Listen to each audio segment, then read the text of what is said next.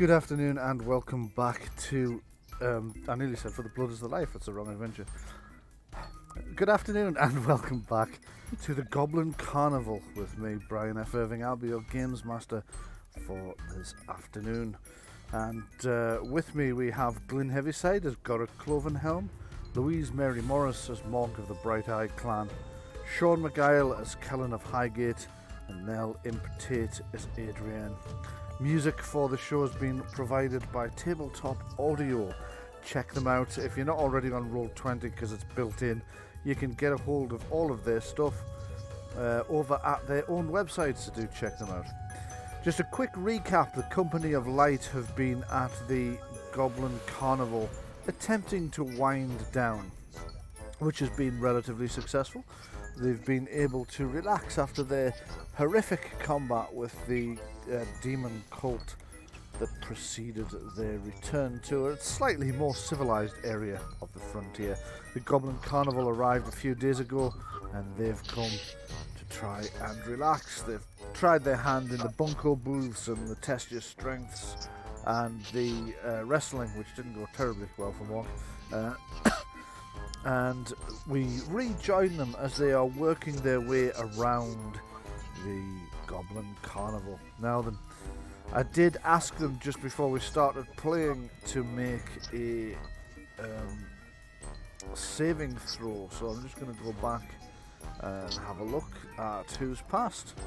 So everyone except Monk has passed. So, as the following goblin, and I'm going to pop up in a moment. Let's have a look now.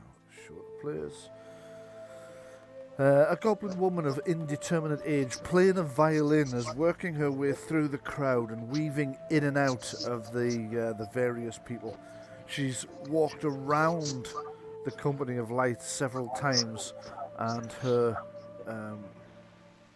music is very relaxing to all of you, but has a particular effect upon Mog.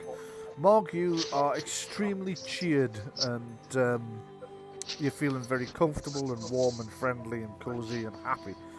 Not only that, but in addition to that, you can have 2 of those hit points back that the ogre took off you by smacking you on the head during the wrestling. Hey! I also tip her 2 silver. Sorry, say that again? Can I also tip her 2 silver for her beautiful music? You can. You tip her 2 silver. She thanks you very much and says, "You must go and see my mother later." And then starts playing the violin again and just walks off through the crowd. Does she do the fortunes by any chance? She turns over her shoulder and says, "Oh yes, I should have told you. She's indeed our fortune teller. Visit my mother. Tell her Elvira sent you."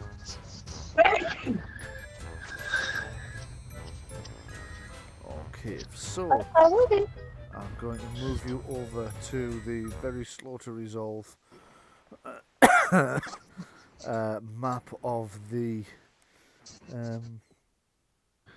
look at that. It's actually resolved very quickly for me this time. Oh no, that side has, but not the side that you're actually currently on. It may potentially have been cached. Yes, it will have been. Okay, so my suggestion to people watching this is never use a 100 by 100 map. When they say it may download more slowly, they don't half mean it. But anyway, you're currently working your way around the large circle that is the outer ring of the various attractions in a Goblin Carnival. And where we'd left you, you were just passing the tavern. I'm going to move the camera a little bit, I think, because the next 2 or 3, the next several attractions either side of you, you have some more bunko booths, a puppet show, which is seems to be very popular down here, and this large curiosity show in which one of the goblins is calling for people to come and see the most weird, bizarre things that anyone on Greyhawk has ever seen, which, to be honest, you find that quite unlikely, having seen some very strange things yourselves. Not least Mog. I'm curious though. Sorry, Louise, I didn't quite catch that, was it? I am curious though. Okay, well, it's a silver piece to go in and see the curiosities. Sorry, it's not. It's not. It's 3 copper pieces to go in and see the curiosities. Yeah, sounds Right. fun to me. Okay. So, is there anything else of interest on the way, like the yellow and grey stall? Not really. They don't really hugely interest you. They're just kind of very similar to the hoop toss or some of the early bunko booths. You feel you've seen Hook a duck. hooker duck, that type of thing. Yeah. So in the curiosity stall, when you go in, it's very dark as you go because you go up onto the stage, and the goblin takes the money and opens the curtain and closes and whispers to you, "Don't be telling people what you see in our magnificent tent of curiosities." It's actually- I'm gonna go in. You're going to go in. Sorry, That's 3 yeah, coppers. I assume we're all going in, aren't we? Okay, if Yeah. you're all going to go in, it's 3 copper pieces each. Inside the tent of curiosities, at first you see things that are clearly fakes, things that are like bits of animals stitched together, bits of different skeletons put together. But as you work your way around, you start to see things that you're pretty sure aren't. You see sturge skeletons, for example, which you are vaguely familiar with from conversations you've had with the wilderness wanderers who have encountered such creatures. You see what purports to be a small basilisk skeleton. Whether it is or not, you've never seen a basilisk before, but if anybody passes a nature law roll, I'll tell you. That'll be an intelligence check, is it? It is, yes, intelligence, nature law. Yeah. I'll give it a go. Okie dokie. I'll not pass it though. I'm not too bright. Well, I am, but not in that way. I'll also give it a go. Okay. Kellen's not sure. He's never seen a basilisk before. He's heard of them, but he's not really paid much attention to the old stories about them. Gora and Mog, on the other hand, both recognise this actually is a basilisk skeleton. It's small by basilisk standards, and it's a 6-legged reptilian sort of skeletal frame. There's even a picture of what it should look like in life behind it. And you both find yourselves involuntarily shuddering and hoping that you never encounter one of these things. Creepy. You know what that means and all, don't you? Yes, we do. Okay, I'm going to take the time to look it over anatomically. Being an experienced healer, I Please want to don't kill the basilisk. look. It's in skeletal form at the moment. I think it's probably a little bit beyond even Gora's healing skills. I want to look. For his Not weaknesses. on a healer. I want to look for areas of structural weakness. Okay. The most obvious ones to you are the eyes, because the eye orbits are huge, considerably out of proportion to the size of its head. The sketch behind of the picture of the supposedly live basilisk also depicts the eyes as inordinately large. I mean, in a creature here that's about the size of a large dog, the eyes are about the size of a saucer. So very disproportionate in size to the head. It's got like big eyes. Yeah. So you suspect they would be a weak point because obviously eyes are soft and squelchy to start with and lead almost directly into the brain, and they seem to make a large target. However, you seem to recall something about basilisk eyes being exceptionally dangerous, or catching its gaze being exceptionally dangerous. Turn to stone. Yeah. You passed your Although- roll, didn't you? Right. Although historically, aren't people poisoned instead? Yes. Yes. Cockatrices turn you to stone. Basilisks just cause a sort of poisonous. They kill you. Their gaze can kill you. It's toxic. What if it's not looking at you, but you're looking at it? If you're looking at it, well, you don't know because you failed your roll, but you can ask Mog and Gora about that one. That's And yeah. I'm asking questions about it. right, What's so dangerous about this? Mog, you actually got 3 stunt points, so that's enough for you to have a. That makes me think. So make another roll, and I'll apply a bonus to it. Okay. So that's another intelligence, natural law roll, which you've also passed, right? Mog, there are a lot of stories in the Bright Eye clan about these creatures. It's what reduced the clan significantly in size was the appearance of a basilisk in its clan holdings decades ago. So the stories about basilisks there are quite well known. And in answer to Kellen's question, it doesn't have to be looking at you. You don't even have to be looking at it. You just have to be within a certain radius, and just the evil power of these creatures radiates this toxic death wave. It's almost like they don't actually breathe out the poison. It's just they, It's an emanation sort of like a, I don't know. yeah. It just comes from them. It just seems, Radiation. yes, it's like radiation. It just emanates from them. Getting close to them can kill you. Touching them can kill you. Getting their blood on you can kill you. Them looking at you can kill you. You looking at them. They're really lethal creatures. So shooting them from long range. Shooting them from long range is probably your best bet, because the further out you are from the creature, the less toxic the effect is. Right. Okay. There you go. You come out of the cabinet of curiosities feeling like you have actually learned a few things. You also saw a few other creatures in there, and there were some curiosities, some things you've seen or heard of before. There was actually a dead and preserved Cat. no, what do you call it? Person trap, folk trap.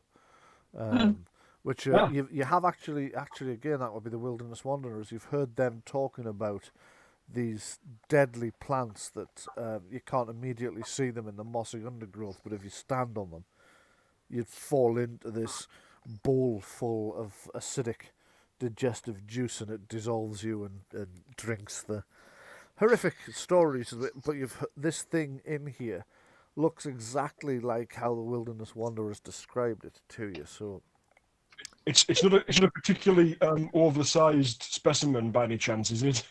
no, this is a very small specimen, because it has to fit inside this booth. This one you would struggle for any of you. Well, Gora might fall into it, but the others Damn would it. probably be too big for it. But from the Did tales that your companions in the other group told you, these things do get much bigger than this.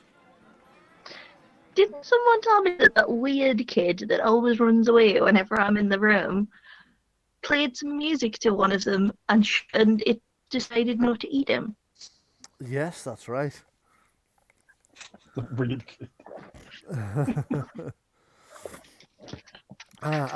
Strange boy. I think he might be scared of me. He is a strange boy, although very few people have ever seen you and him in the same room at the same time, so they have suspicions it might be. It might just be Mog in a disguise. Might be my two friends, Dave and Richard, from uni, Yeah. who both had similar haircut, similar cheesy moustache. It was the late 80s. Uh-huh. And they didn't like each other for some reason. And then one of my other friends, Lee, told each of them that the other one was gay and fancied the other one. Oh dear. So what would happen is one of them would enter the room. They'd kind of circle the war games table at opposite sides from each other, and then one of them would leave. And they wouldn't remain in the same location for more than 5 minutes, and they wouldn't be anywhere near each other. Right. They never spoke. Oh, how odd. They never spoke. And there's Lee in the corner. He'd just be like wetting himself laughing every time this happened. Yeah. Okay, so opposite the curiosities thing, there's the puppet show here, and this large circular tent here as well. So let me just run through. Had it a moment ago. There it is. The smell of patchouli and cinnamon seems to crawl out of the tents to the large tent to the accompaniment of haunting music. A spindly goblin in a red waistcoat stands cross-armed by the side of the tent, beneath a wooden sign painted with a crystal ball and several strange cards. The goblin looks you up and down curiously, and then addresses you. Greetings! You look like the sort that may benefit from seeing Yaga, yes? Learn what fate has in store for you, yes? Maybe ask Yaga to intercede, perhaps, yes? This is a great and powerful mistress of fate magic. She can gaze into the cards on a crystal ball and see what awaits you in your future. You would find this useful, yes? Yeah, Elvira said to drop by. Ah, Elvira said to drop by. Well, in that case, you may cross my palm with just a copper instead of a silver. Can I just check a tent for feet before we go in?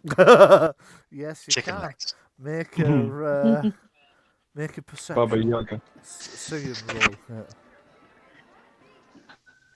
Do I take it that there's nothing in the tenets of the faith of Palor that forbids any kind of divination? No, none at all. Nothing Right. at all forbidden divination. Okay. But are you convinced that it's actually real, though? That would be the question. You may just think this is just a bit of fun. It's Yeah. a sideshow at the... Yeah, you might think it's just a sideshow and not real, or you might not. That's entirely up to you as the player to decide. Okay, Mog. Having heard of the witch, or the hag, I think, Baba Yaga, who does appear in Greyhawk, you just double check the tent for chicken legs and don't spot any. There's no feet on the tent. Okay, fair enough. I'm in. Be underneath. Yeah, there might very well be underneath. Yeah, you're in. Okay, Yeah, excellent. I'm in. I did hope you would say that. I'm going to go in. I'm actually going to say no. I'm going to pay you a silver. Oh, thank you very much. He takes the silver off you. He takes a coin off each of you. He's offered to let you in for a copper because Elvira sent you, but you can choose to give them a silver if you prefer. So take off whichever coin. How would you do that? And entering the... hold on a second. I'll just make sure that section's... I might have this as a map. I'm just going to check and see if I have. I do indeed. So let's drag you over to this. Ooh. Ooh.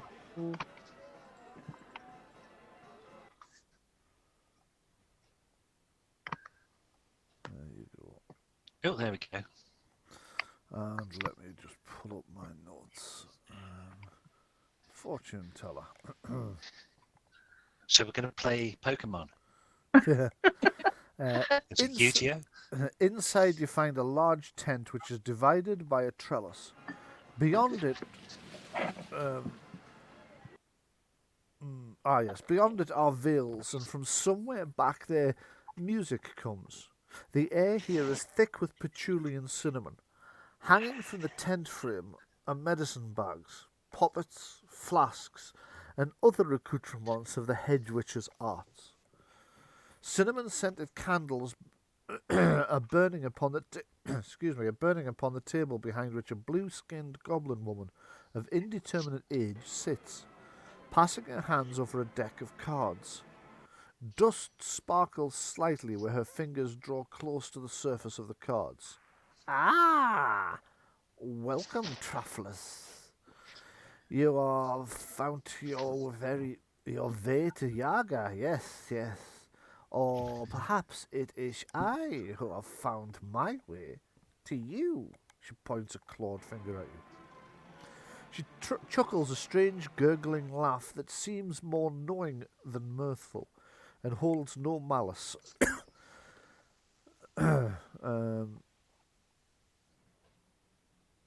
She sighs slightly, as if speaking has left her somewhat breathless. Please, sit. Her lips curl into a faint smile as she then addresses you by name, each of you in turn.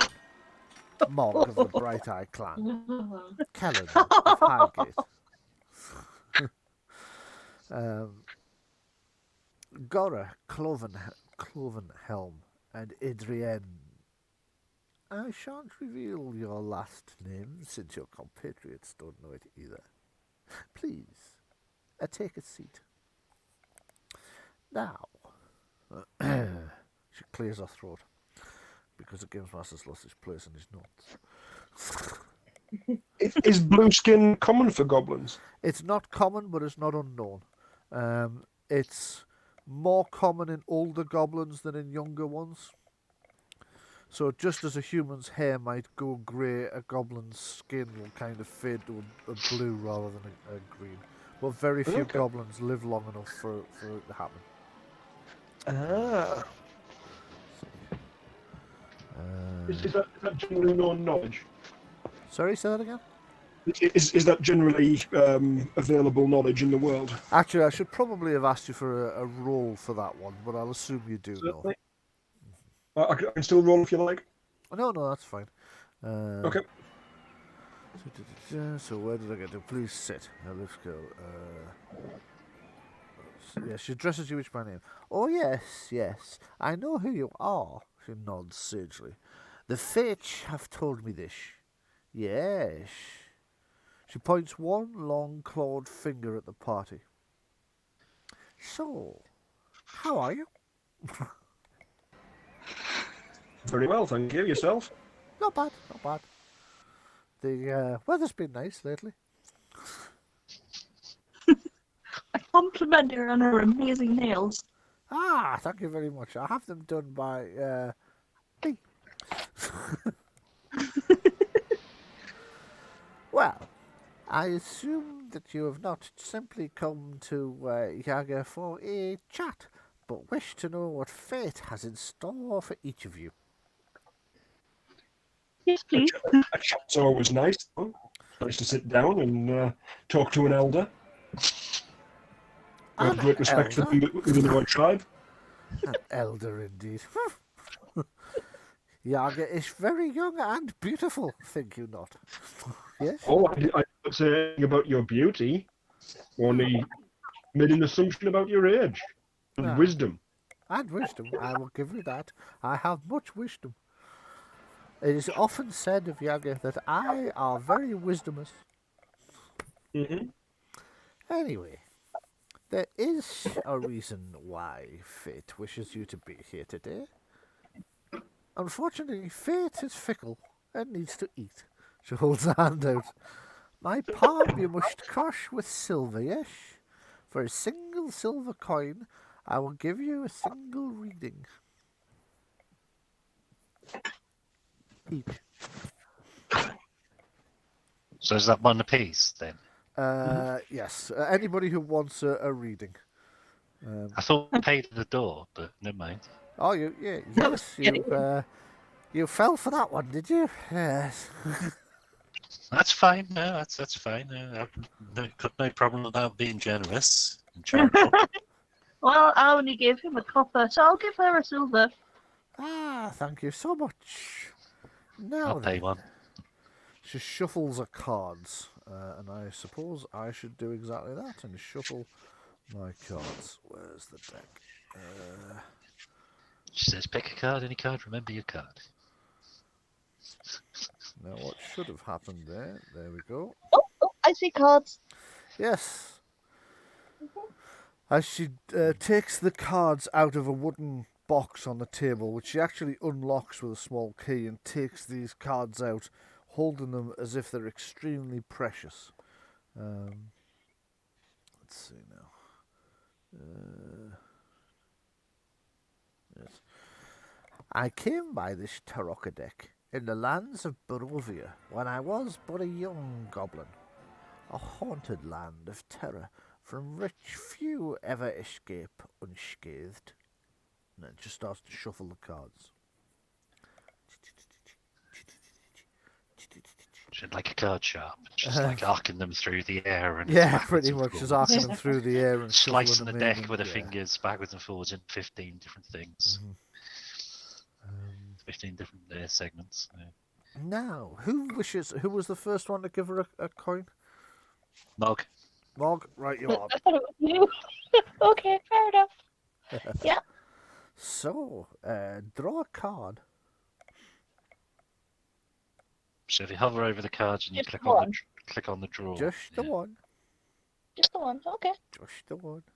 Draw your card. I think I did. There's a I don't card. see one. Yeah, it's over your name at the bottom Oh, right. Okay. with a 1 on it. Oh.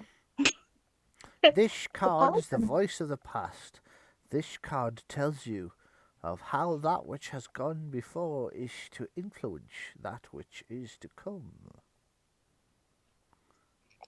Okay. This We can only see card, the back of the card. you should be Oh, able you to can't s- see it. you should be able to see the front of it now. I can see it. Oh, the players can't, I don't think. No. Oh, that's interesting. Okay.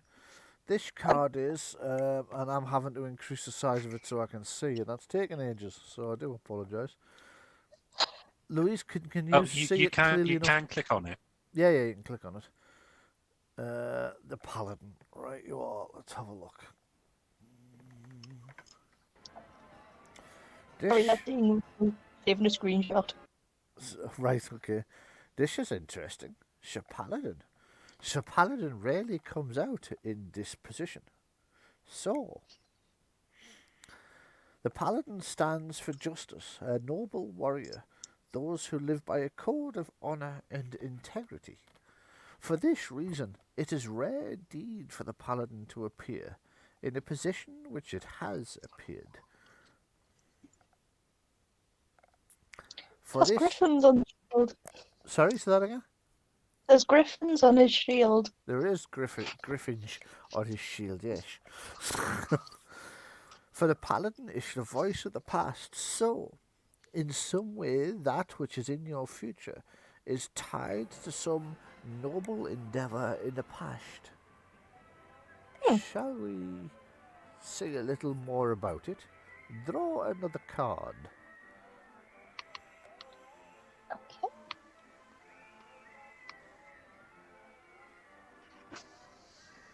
I hover my hands over the line and pick one. Okay. Oh!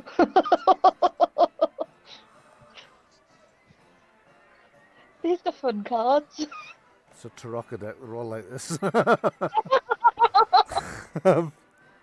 Somebody riding a pony. Okay, so she arches one eyebrow as this one comes up. Oh dear. Well, this card is the Horseman. This card shows us a little more about what has brought us from the past into the present.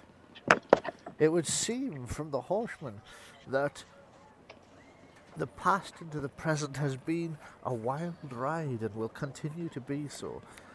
It has been somewhat beyond the control of the person represented by the Paladin. Circumstances have escalated beyond what they expected. It became not what they wished it to be at all, but something new, something greater or worse. We can only know by drawing another card. I mean, she's not wrong so far. It's not a sh- Oh, what's going on here? It won't let me pick another one. It won't let you pick another one. I wonder why that is. No. Okay. Oh, there we go. You got it? Sorry, That's it all right. has now. It just wasn't letting me hover properly. Ah, right. Yes, a third one's just Oh. pushed up in front of me there. So, interesting. For this is your future. And the card warns of a betrayal. Someone upon which you thought you could rely. Someone who is not as they seem. Someone who will betray you.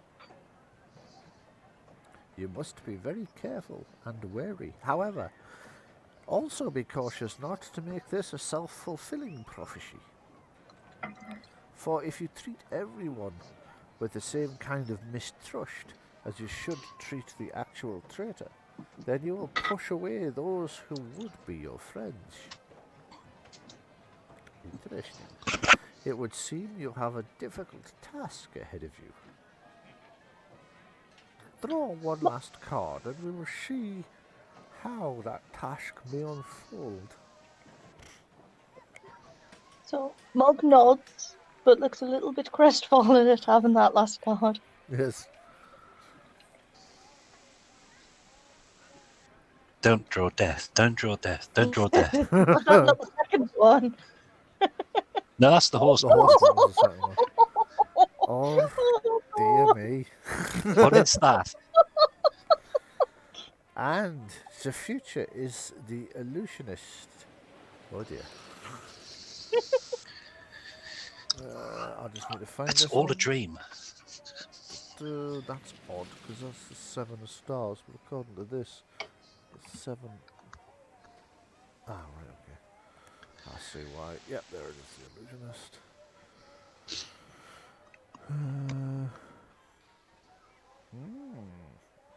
Indeed, it does seem that your future is a one to be plagued by deceit and betrayal.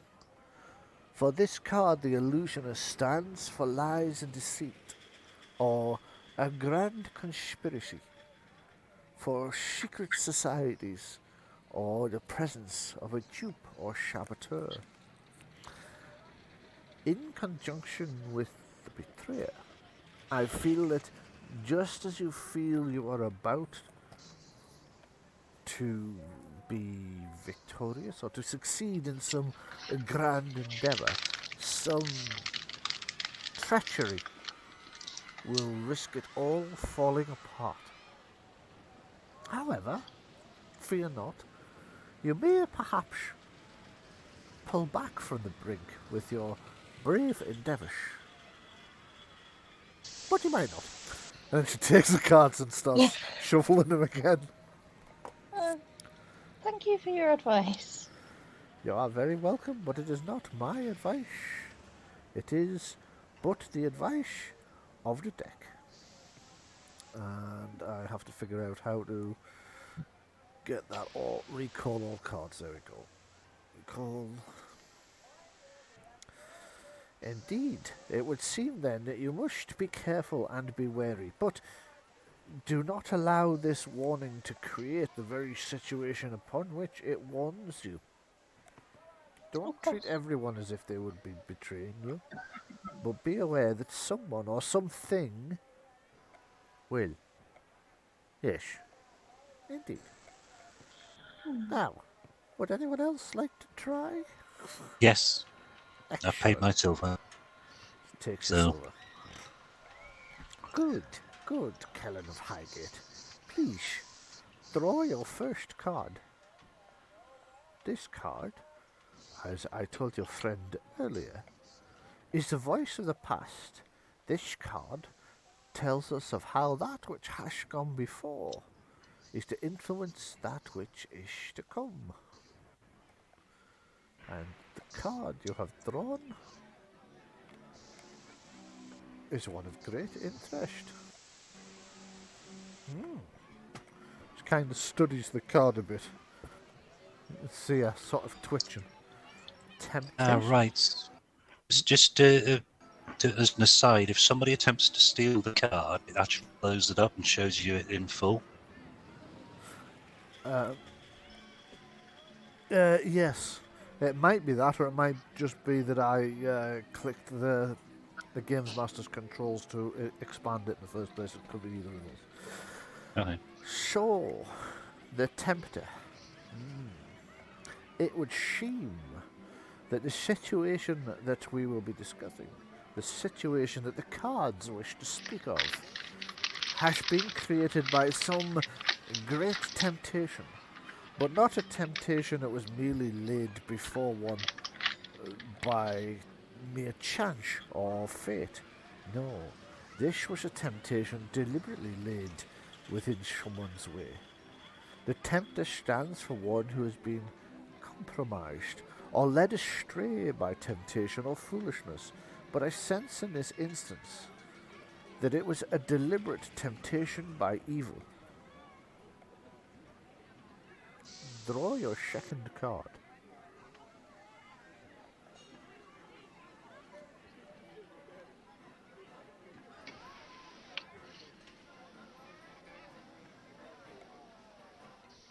Let us see then how the present stands. How curious indeed.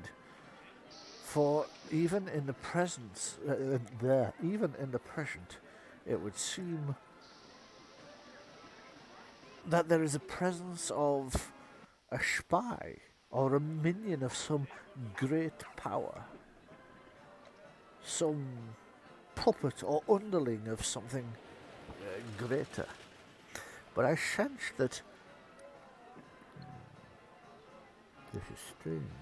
I sense that this is not quite as in the moment as your friend's card. The present can be from several months in the past to several months in the future. I think that you have already encountered this puppet, this marionette.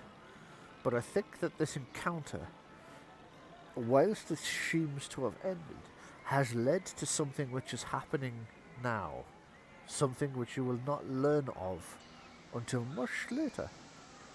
Draw your third card and let us see if we can learn more of this.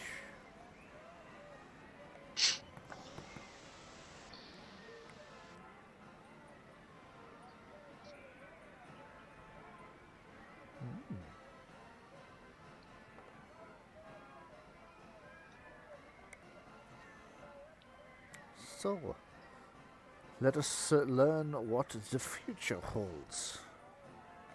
She studies the card again, sort of leaning over it, peering closer and closer and closer. This is the... oh god, what's that symbol? It's the 9 of somethings. I don't know what that is. 9 of coins? Coins, it is indeed the miser, yeah.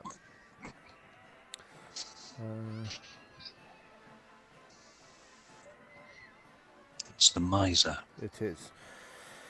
The miser often represents one who hoards great wealth, one who thinks that only this wealth can make them happy, but it is, in point of fact, meaningless to them, although they may not understand this. However, I see beyond the cards that in this instance, the miser was not hoarding traditional wealth.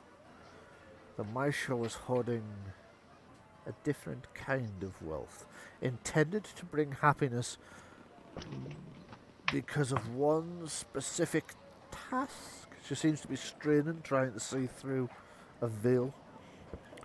They hoarded this wealth, of whatever form it took, in order to create an outcome, but it was meaningless. It led instead to more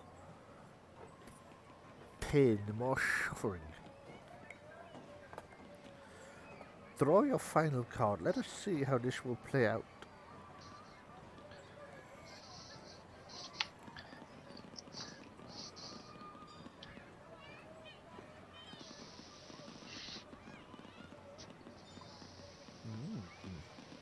I'm just waiting for it to load. Yeah. The healer then. Interesting.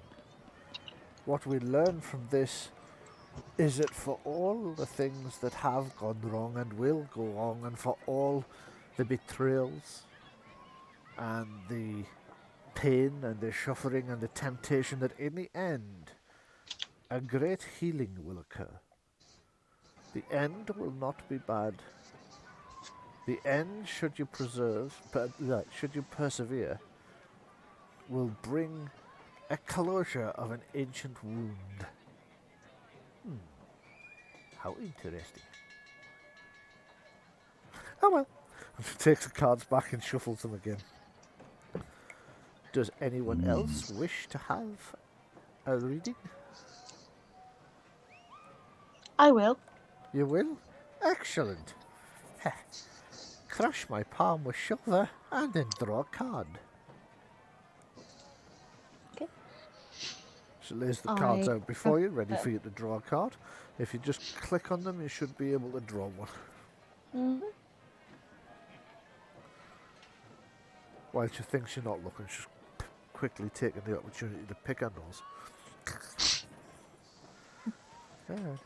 Where do I wipe this? Then she wipes it in her hair.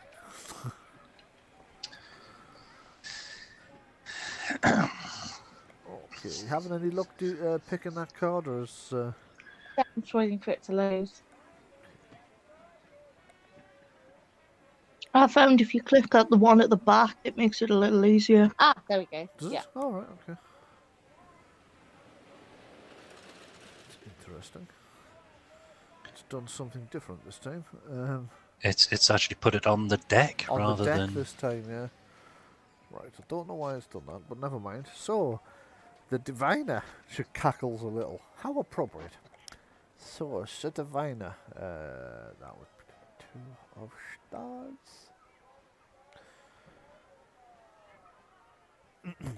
The diviner stands for the pursuit of knowledge tempered by wisdom, or truth and honesty. Whoever began these events, which will lead to what our final card will predict, they sought the purest of knowledge. They sought knowledge tempered by wisdom. They sought knowledge for truth and honest reasons. For true and honest reasons. Draw your second card.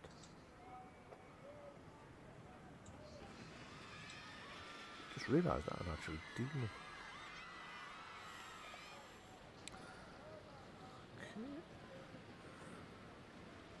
Okay. Ah. This is of some modest concern. Oops, I did it. Click the wrong one. Hold on. So that's number 5. Elementalist.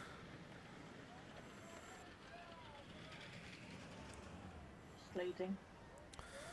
The Elementalist stands for the triumph of nature over civilization. For some natural disaster or bountiful harvest.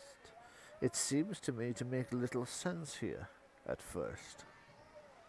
She seems puzzled by the result of the card, and she's glaring at the two cards together as if staring at them for long enough is going to make something happen. And then suddenly it clicks. Ah, I understand. Yes. So, the knowledge that was sought in the past was sought for noble reasons, but it violated the natural order of things, and the natural order forced its way back and conquered this attempt in some way I do not quite understand yet. Draw your third card.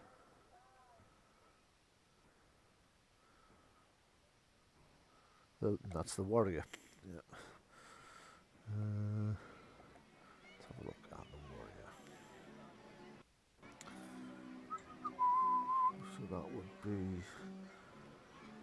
What seems to happen, I think, is when it didn't appear to be coming up, Nell had clicked it again, so we're kind of running a card ahead of ourselves, because it then clicked up the first one in front of me. So, yeah. When I ask you to draw your... No, it's alright, it's been a technical issue, we've been having a few. So, I have 2 cards ready at the moment, the warrior, which is the one she'll read next.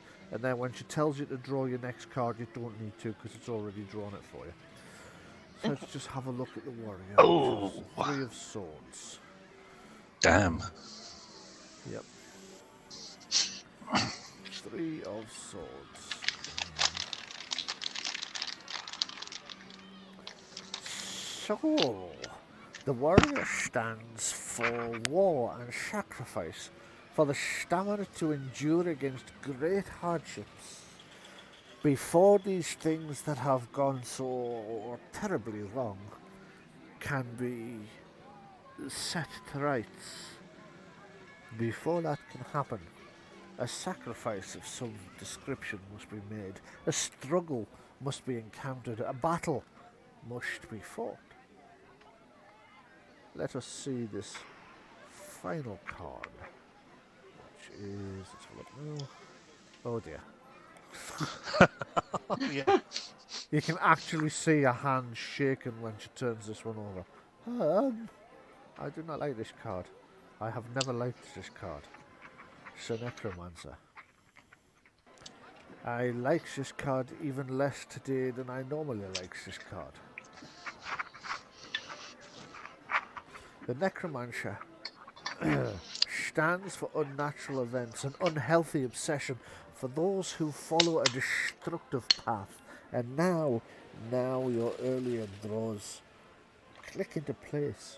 It would seem that someone has sought knowledge for what they thought was a great and noble cause. It was corrupted, this knowledge. It violated the natural order. He was tempted by power or something else, and it has led to a disaster. Unnatural events have occurred instead. A destructive path has been followed where a creative one was intended, and all of this can only be solved by great sacrifice and combat. Well, rather you than me. It takes the cards back off you and shuffles them all back into the... Anyone else? Goran Yeah. can have a go. Yes, I will. Excellent. Oops, a daisy. Hang on. I'm just going to reset the... It's going a bit berserk here. I'm going to shuffle them as well, I think. Well, those cards kind of all portray the story. They do, don't they? They Yeah. do indeed. So far, it's kind of yeah. That all makes sense. That all fits with what's going on. Yeah, It's all a little bit spooky. it is a little bit spooky indeed. Okay, but this also, I think, tells you how you can interpret cards to fit a narrative. So, go ahead, Glyn, if you would like to draw your... Sorry, I will say, if you would like to draw your first card, Goran Clovenheim. Yeah? So you can just click it, or you can drag it. Where do you drag it to? It's all right. That kind of dragged to the edge there. I've just dragged it centrally. So we've now found a third that possible. one actually did come out, right? That's come out, yes. So we've now found a third one that's, and I can't seem to, like a third You've method. dragged it into the picture frame. Yeah. Oh, dictator. Oh, there we go. Dictator. I know a joke about that. I will tell you this joke later. So that is the 8 of Swords, which I've lost on my little crib sheet. Hold on. Coins, glyphs, swords. There we go. Dictator. The dictator stands for all that is wrong with government and leadership, for those who rule through fear and violence. Somehow, this in the past has affected what will become of your future. I fail so far to see exactly why, but the other cards will reveal. I feel this tells a new story, a different story to the other cards, the other readings. Let us see, draw a second card.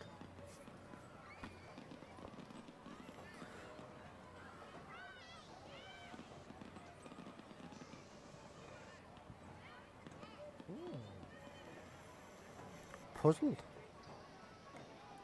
The illusionist again.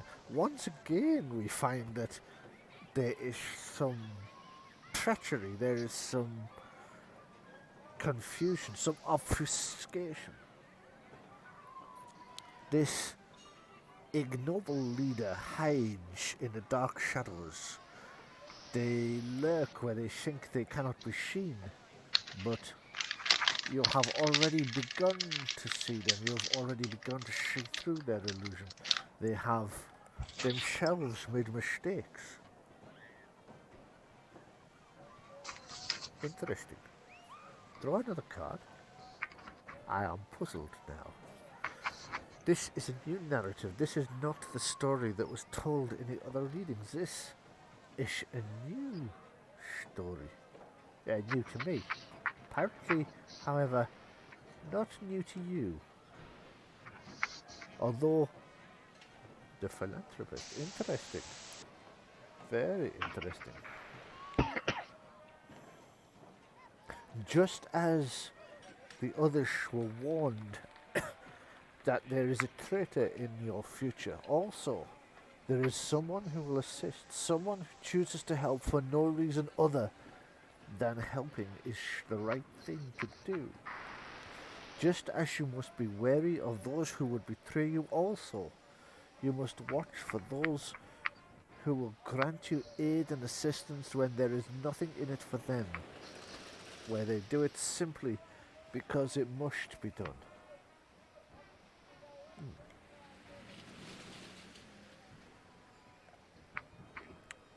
Draw another card.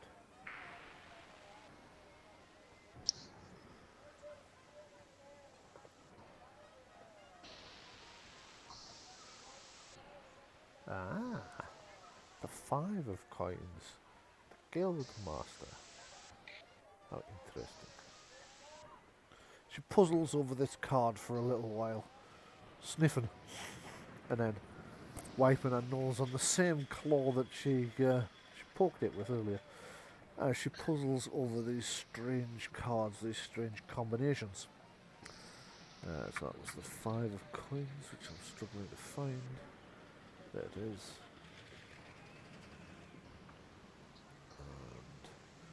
The guild member stands for like-minded individuals joined together in a common goal. A common goal for pride in their work. And now I see an organization which is assembled because the work it will do is necessary. The work it will do is needed. It will clash with this hidden dictator. It will clash with this dark force which lurks in the shadows. Who will win? The dark force or this beneficent organization? That I cannot tell from the cards you have drawn. This is unusual, but I will ask you to draw one more card.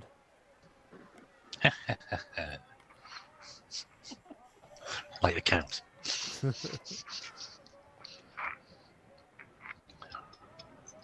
Ah, bugger. Never. I'm sure you don't want to know the answer to this bit. I do. No, you Please don't. go ahead. Um, You asked me to draw. I have done so.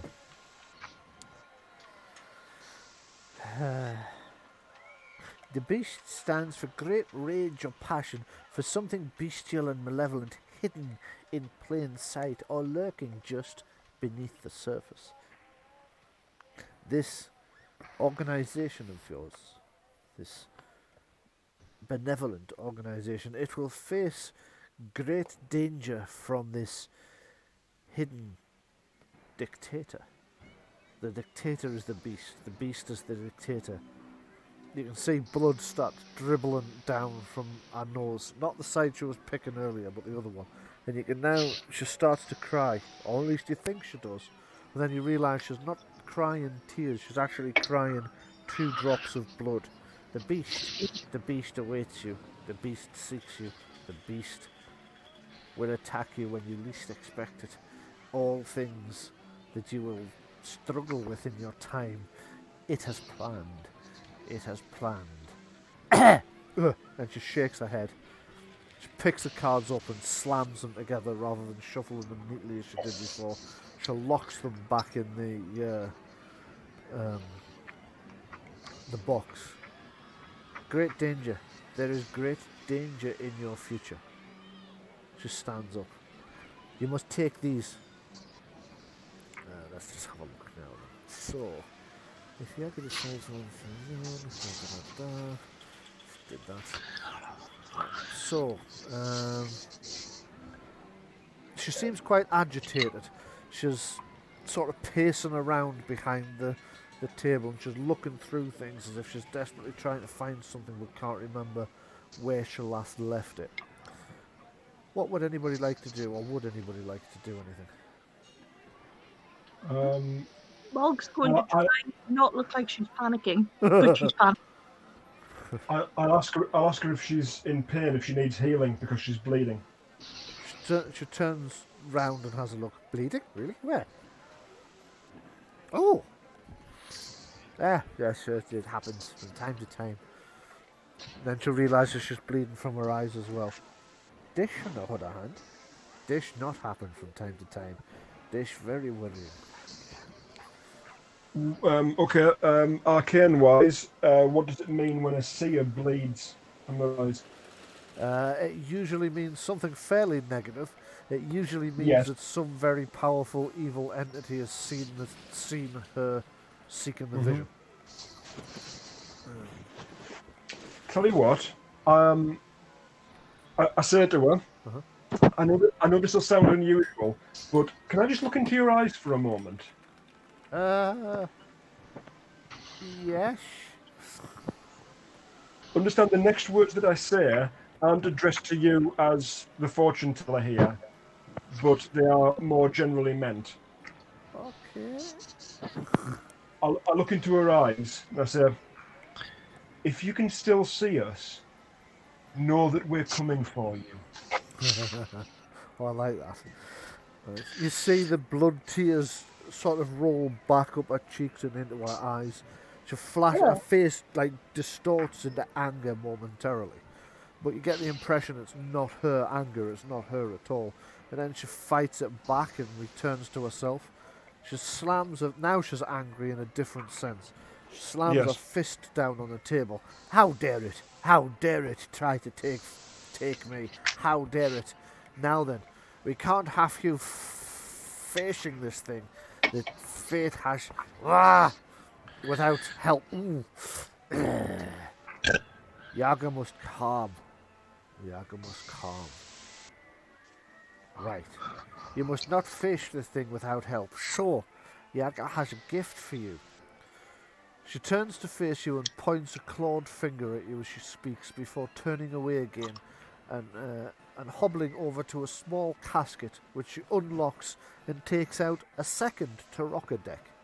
This one far smaller than the one that she used to take to read your fates. By which I mean the cards are the same size, but there's fewer of them. This deck is special. It is not for divining. Each card holds the power of its name.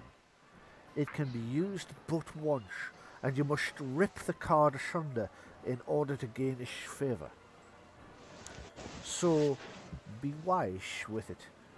Be wise with when you call upon it, for in doing so, it will answer you favourably, but you will destroy it. Alas, I cannot give you all the cards, as I have left, but you may choose one. Okay.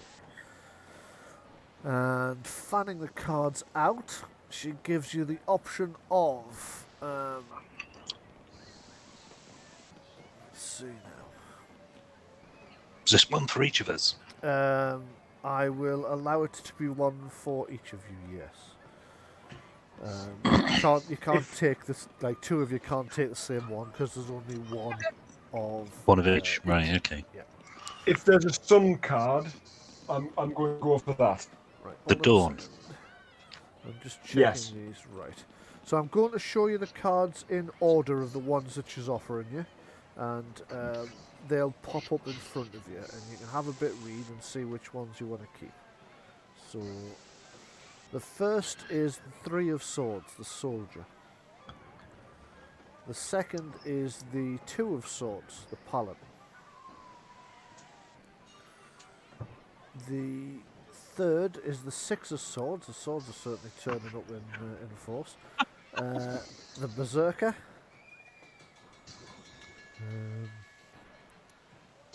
Then she also offers you the possibility of the One of Coins, the swashbuckler.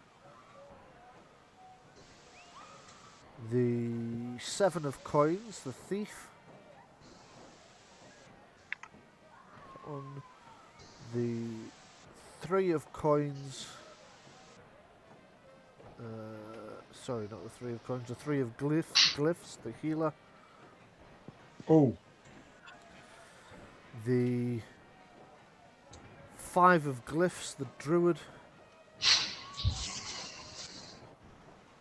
And the Nine of Glyphs, the traitor.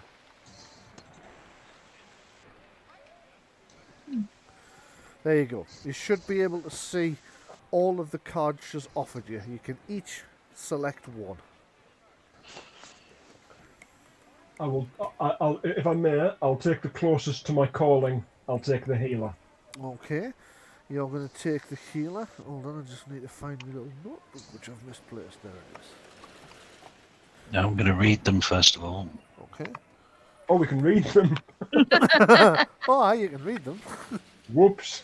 That makes sense for you to immediately go for that one, though. It First does. gift. When torn into automatically heals, it's a healing spell effectively. Yeah. The user and all of their allies within 5 meters. Yeah. 3d6 plus con plus level, so it's an empowered healing AOE. Yep. It's basically healing aura. Possibly a bit stronger, and I would assume automatic success. Yeah, yes. there's no TN on it. There's Yeah. no chance of failure with the magic cards. They're a magic item. You just rip them in two, they fire off that power once, but then they're gone. They're The basically paladin. scrolls. The Yeah. paladin has a TN All against right. the dead body Yes. that's been dead for a while rather than just dead. Yes, that's right. So actually, I take that back. Some of them do have a TN, but most of them don't. So you may each select one. You can read them first. Take reading them as you asking Yaga what they're doing. She'll tell you. Yes. So, Glenn, are you going to read yours, or is Gora just going to stick with the healer? Honestly, it feels thematically correct, and I think any kind of action that you take that immediately and feels that right Yeah, is the character acting through you. You know. I know exactly what you mean. Yeah. The only thing I'd ask as a player, if we can know it, Yeah. is it a minor or a major action to tear the card? Ah, right. Yes, that's it's an activate action. So let me just check. Yeah, I think that'd be minor. activation is. I don't know. Actually, Minor. It's minor, is it? There you go. I'm almost certain, but I'll look it up along with you if you like to. So here verify we are. it. A list of actions. Activate Activate's a minor action. Yes. taking mana out of the mage font is an activate action, and we regularly do that As a on minor, the same term That's right. Yeah. as casting. Yeah. That's right. So you're sticking with the healer then, yeah? Yes. Okay. I think that is entirely appropriate. I was looking for something to follow my calling, and the very first gift that Palo ever bestowed on me was my healing magic. So Good point. Yeah. Yep. So I have now given that card to. It'll now only appear in your journal. okay. You can add it to your character sheet as well. That you've got that one. So that's the healer taken. So I think Louis, I'd like to take the swashbuckler. you would like to take the swashbuckler. Let me just have a look. I can't find the damn thing now. Ah, there it is. I'll read it to you if you like. Yeah, go ahead. When torn into the card, enchants the user so that any time they generate stunts for the rest of the encounter, they generate 2 additional stunt points. Right. This can take the user up to more than 6 stunts. Yes, that is quite a good one, I must admit. Okay, so Louise, you're taking the swashbuckler for Mog. I will just take that out of general play and give it to you. Make a note on your character sheet that you've got the swashbuckler card as well. And I will shut that one down. Okay, so I'll make a note of that. Swashbuckler. Sean, has Kellen decided which one he wants yet? It's interesting. You seem to have the most choice, actually. Yeah, see, I don't know whether...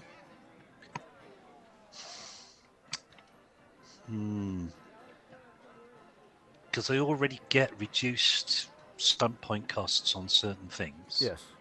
I take it the stunt point cost reduction is down to a minimum of 1. To a minimum of 1, that's right, yes.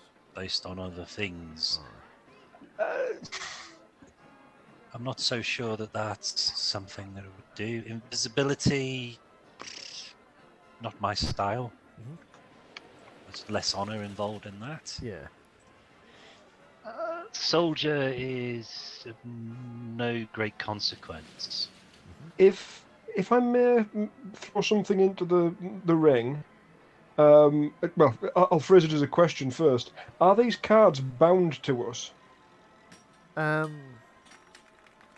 I suppose technically not, no. So it's entirely possible if you make a choice, like a healer having a healing card. There's nothing stopping me from passing that on to somebody else. No, there's not. Who can then... Sorry? They don't have to be attuned the way magic items in D&D Yeah. do. So if you picked one and thought, like, this is going to be mine, and then in the future it became necessary for somebody else to use it, yes, you could hand it to them to use instead, and they would still be able to, yes. I'll take the paladin. You're going to take the paladin? Right, you are. So I'm just going to edit the paladin card. If you enter on your character sheet that you have the paladin card, and I will remove it from general use so that it's only available to you. There you go.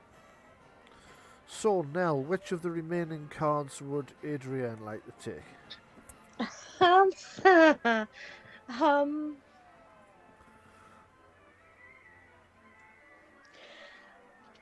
I know which one should be most drawn to, but I hate the name of it. Okay. Traitor.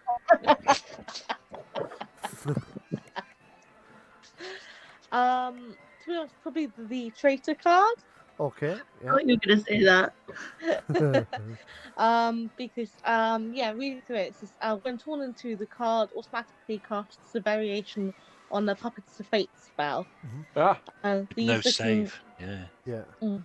The user can force an enemy, one enemy to re-roll any one dice roll they make during the encounter, and they must take the worst result. Worst result. Unlike the mage spell, this effect cannot be saved against. Yes. It is a heck of a powerful one. Yeah. Okay, you're going to go with that one? I think so, yeah. Right, you are. So I'll just note down that you've taken the traitor. Note in your character sheet that you have the traitor card, and I will edit so that that's no longer all players, so that that's now only Nell. Yeah, I've taken the paladin card because I could save somebody Yes, absolutely. from being dead. Yeah. If we ever come to that, I don't think we've come close to it. You came close to it in at the finale of the previous adventure, and that was about the only time, really, I think. Okay. So, having given you each one of these prize cards, Yaga wishes you good luck. She actually shakes each of your hands. So each one of you, she takes your hand in one of her big, clawed, wrinkly hands and shakes it and then clasps the other hand over it. Take Good care. job on wearing Take gloves. care. Take care. And then I wait until I'm out of her sight, and then I wipe my hand against the side of her tent. Not sharp. Like you Well, I see. mean, she'd just be picking her nose, Oh you yeah, know? that's a good point. Yeah. You're an orc. Why would you care? Because I don't want someone else's snot on my hand. My own snot is completely different. How can you tell it's all green? He's blue. No, but I'm The saying snot will be green though. Mog's green. Yeah, true. In shaking her hand, I give her the blessings of Palor and say to her, if she ever has need of the services of the Company of Light or the Road Wardens beneficent organization, which she rightly predicted, Yeah. that she may only have to call upon us, and we will answer that call. She thanks you and she looks you straight in the eyes and says, and if your company of light or your road wardens ever need the services of myself, my daughter, or my carnival, you must only call and we will be there. Thank you. Thank You always have a friend in us. And you and us. And with that, she takes a seat and starts mopping her brow as if the entire thing's actually taken it out of her quite a bit more than you might have expected. But you suspect that attempted possession at the end was probably Yes. the bit that's taken it out of her. Now I'm just going to And- see how to And, remove and that affront you suffered will not go unanswered. Oh, it most certainly will not. Right then, so you reappear in the fresh air, and you notice just how fresh the air feels now out here as well. You hadn't realised just how much patchouli and cinnamon you were breathing in until you stopped breathing it in. Everyone. She said, "My carnival." She did. She's the boss. She is. Well spotted. She would know about everything that's going to happen. Oh yeah. See, I have concerns now. Yeah, which concerns are those? I think we Good all cause. do. So, you all told me about people trying to summon demons under that monastery. Yeah. And then when I was away, I saw a demon, and now this. Indeed. It's almost like somebody is setting you up for a confrontation with a demon in the future, isn't it? Another one. Yes. Almost as if some strange fate-guiding individual. It's just like some demon whose ass we kicked before inside a temple inside a cage of iron might be coming back and trying to get revenge on us. It could very well lie. It might still be a little bit upset about that whole incident. Where you beat the living snot out of it without it getting a shot off. But the thing is though, it's free. It was locked in a mirror somewhere in an underground vault, some released by a kid, and then it's Yes, gone back to its home plane. indeed. You'd think it would be. It should be You should thankful. be It should be. It should be grateful. Yeah, it should. How dare it not be? That's what you're thinking. But it might have got back there and found squatters had moved in, and there could be all sorts of fallout from that. So All the irony of squatters moving into a demon's house when they normally do possession.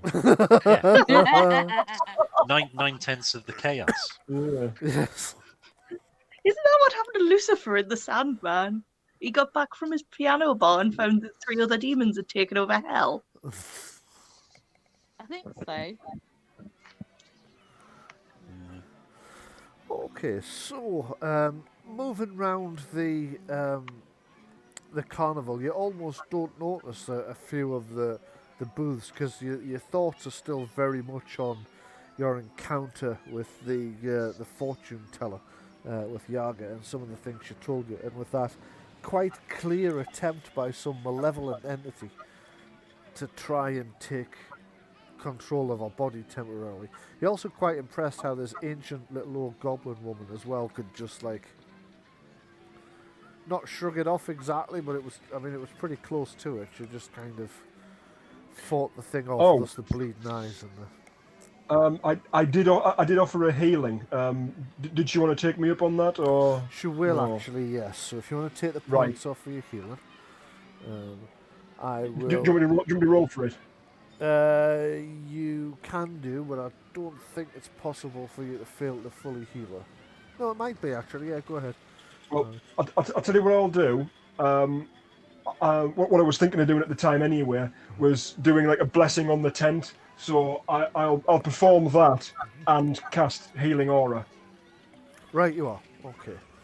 Yeah, so you do a blessing on the tent and you cast healing aura on Yaga herself. So if you want to roll and see how many health points she recovers, yeah.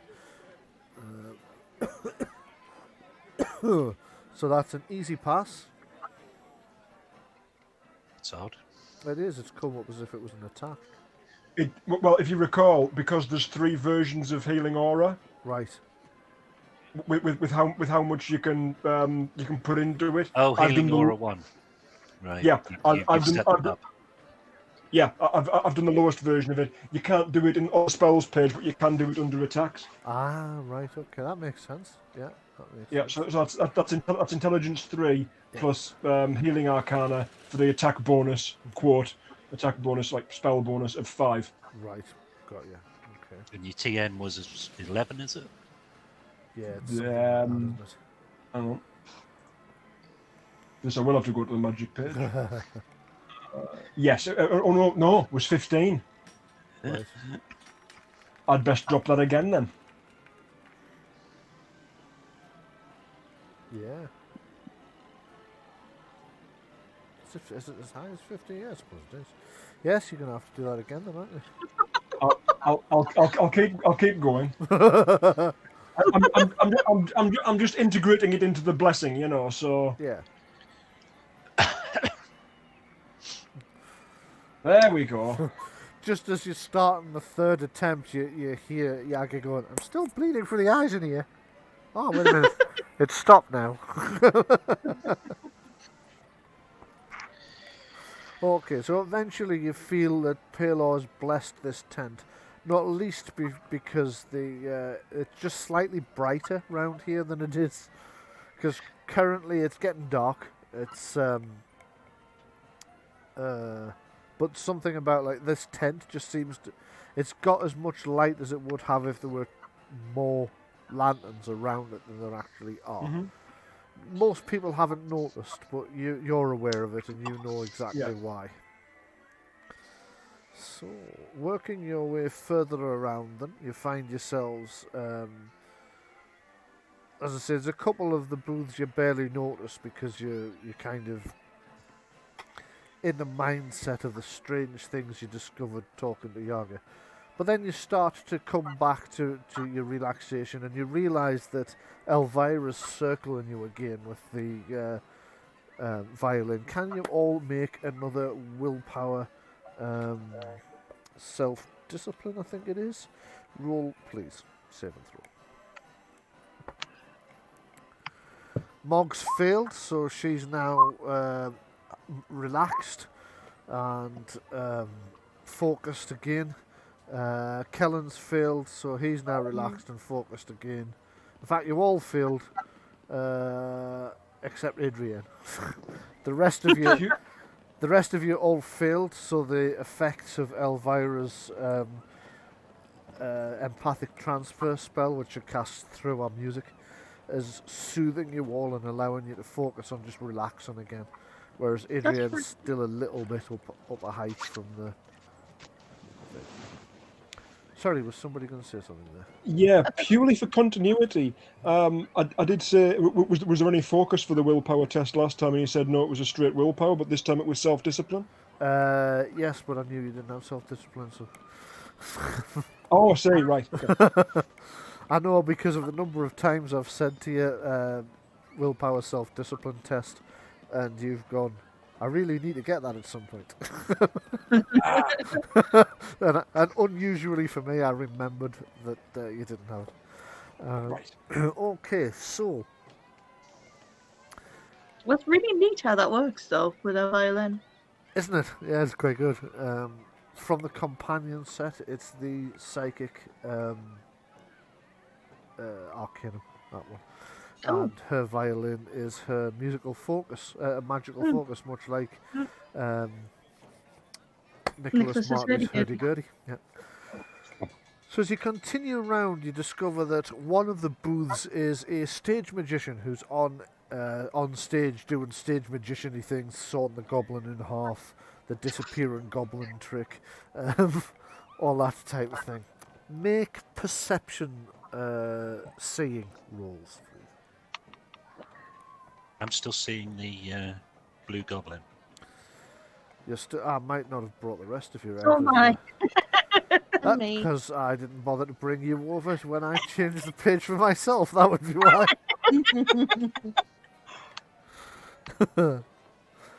30 years of experience as a games master, ladies and gentlemen.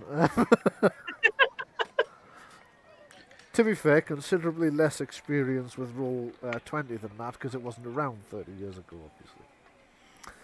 Okay, so let's have a look at your perception test. Whereabouts are we on the path? You are currently Where should we be? here, Down at that one. down at this white one. This is the stage magician's over there. Okay, so we have none of you have passed, so none of you can figure out how the stage magician's doing the tricks. You're fairly confident it's not actually real magic that he's using. You're fairly sure it's just tricks that he's using, but you can't for the life of you figure out what it is at all.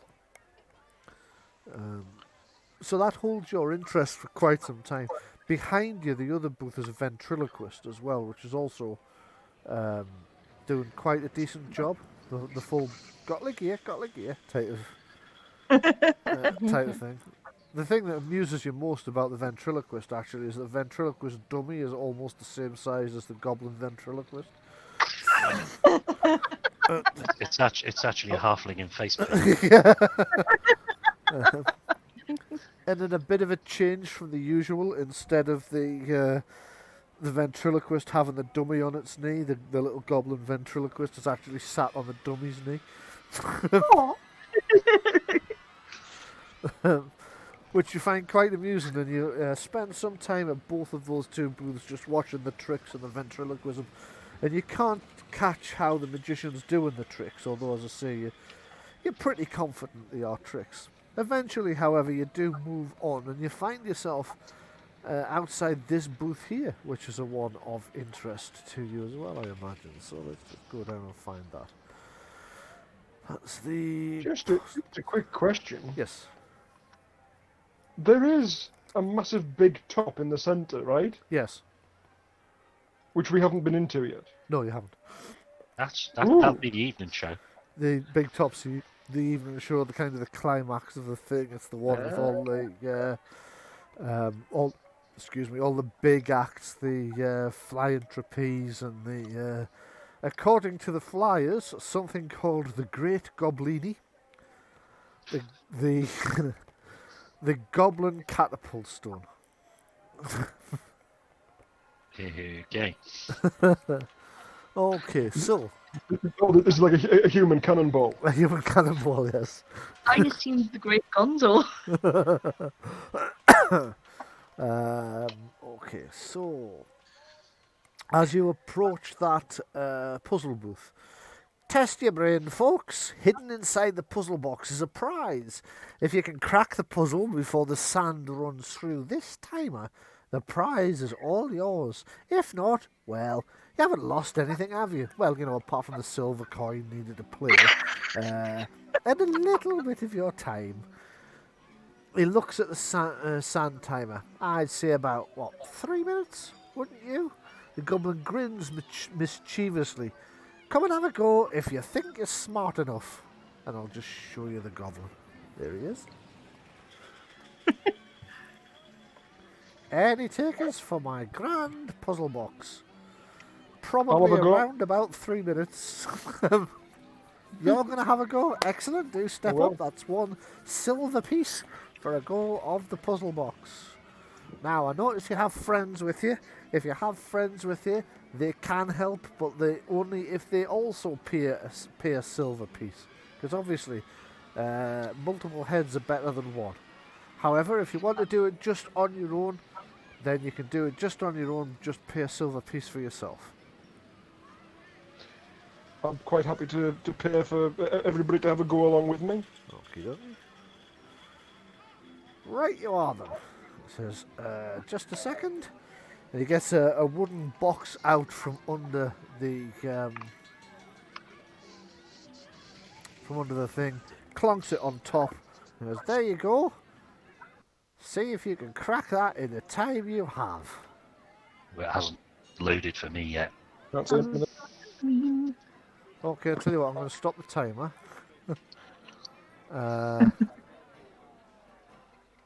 Tell me when it's loaded. Right, from a technical standpoint, do we all get one of these each that's independent, or if we all interact with it at the same time, do we all see what everybody does? If you're all interacting with it at the same time, you all see what everybody does. The wheels, the code wheels, should be set up so that you can interact with them. I'm just going to double check. Right. Controlled by all players, yes. So Okay, you can discuss how you're going to go about this, but you can't actually touch it until you say you're going to, and I'll set the timer away.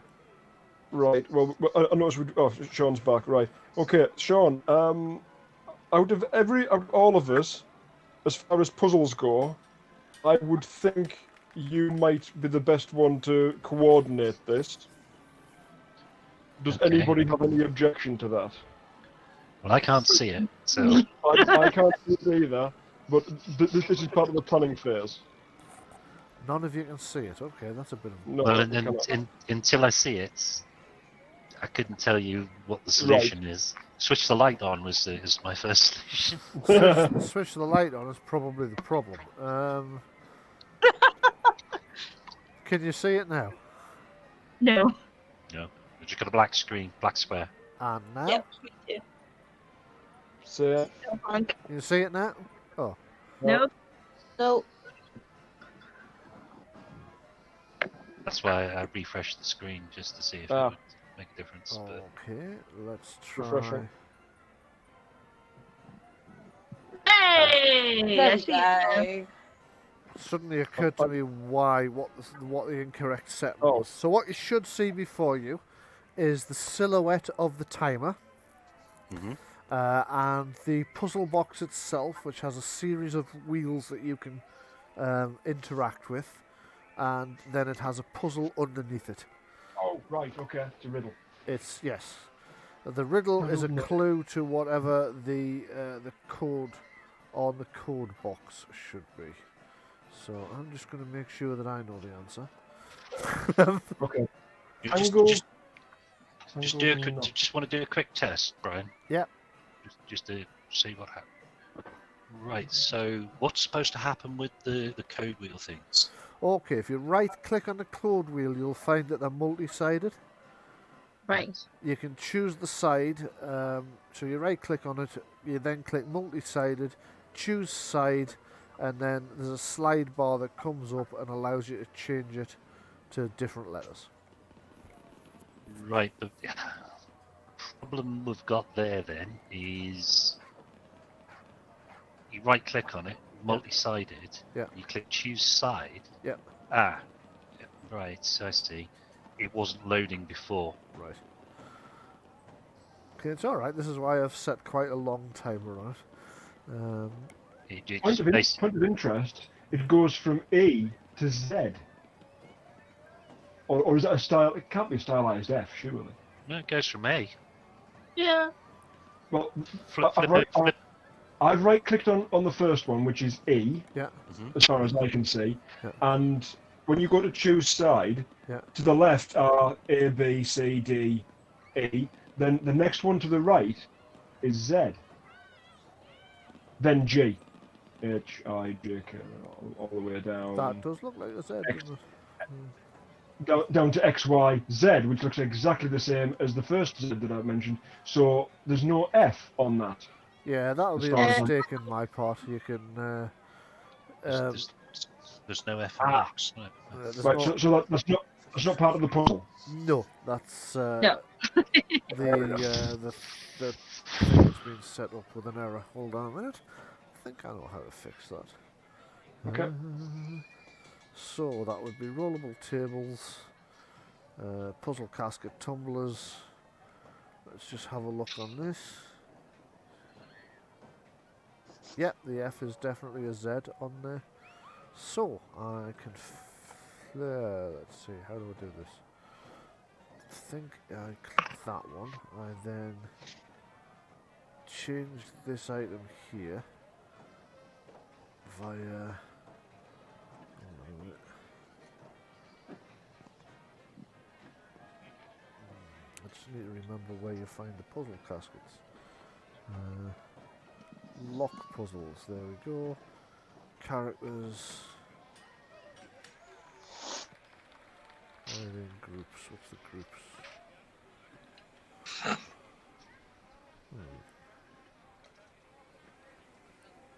Handouts?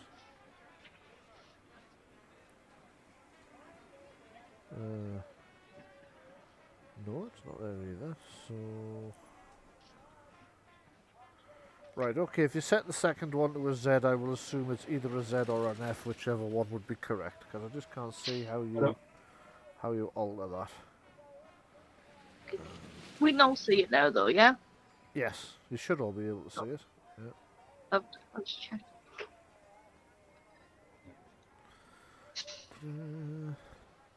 That is a bit odd. Let me just... And now my thingy's gone crazy. Ah, I see why.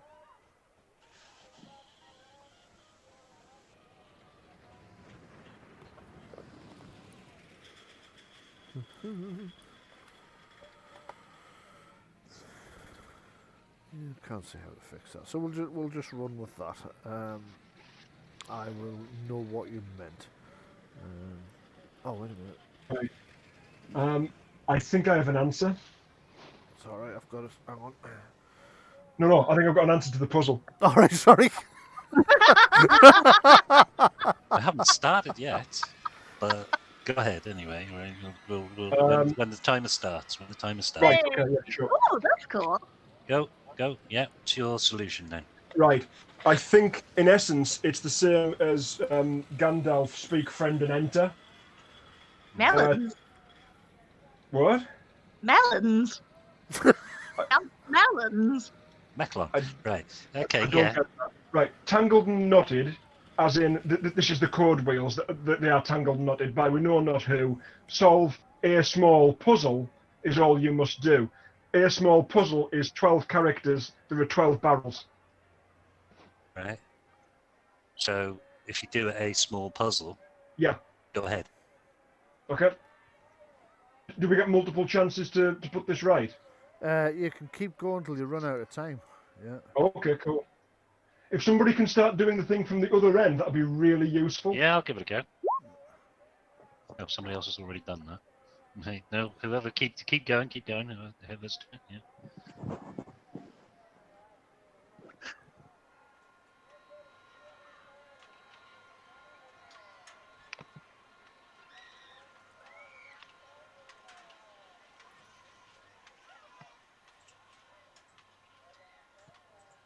Some help.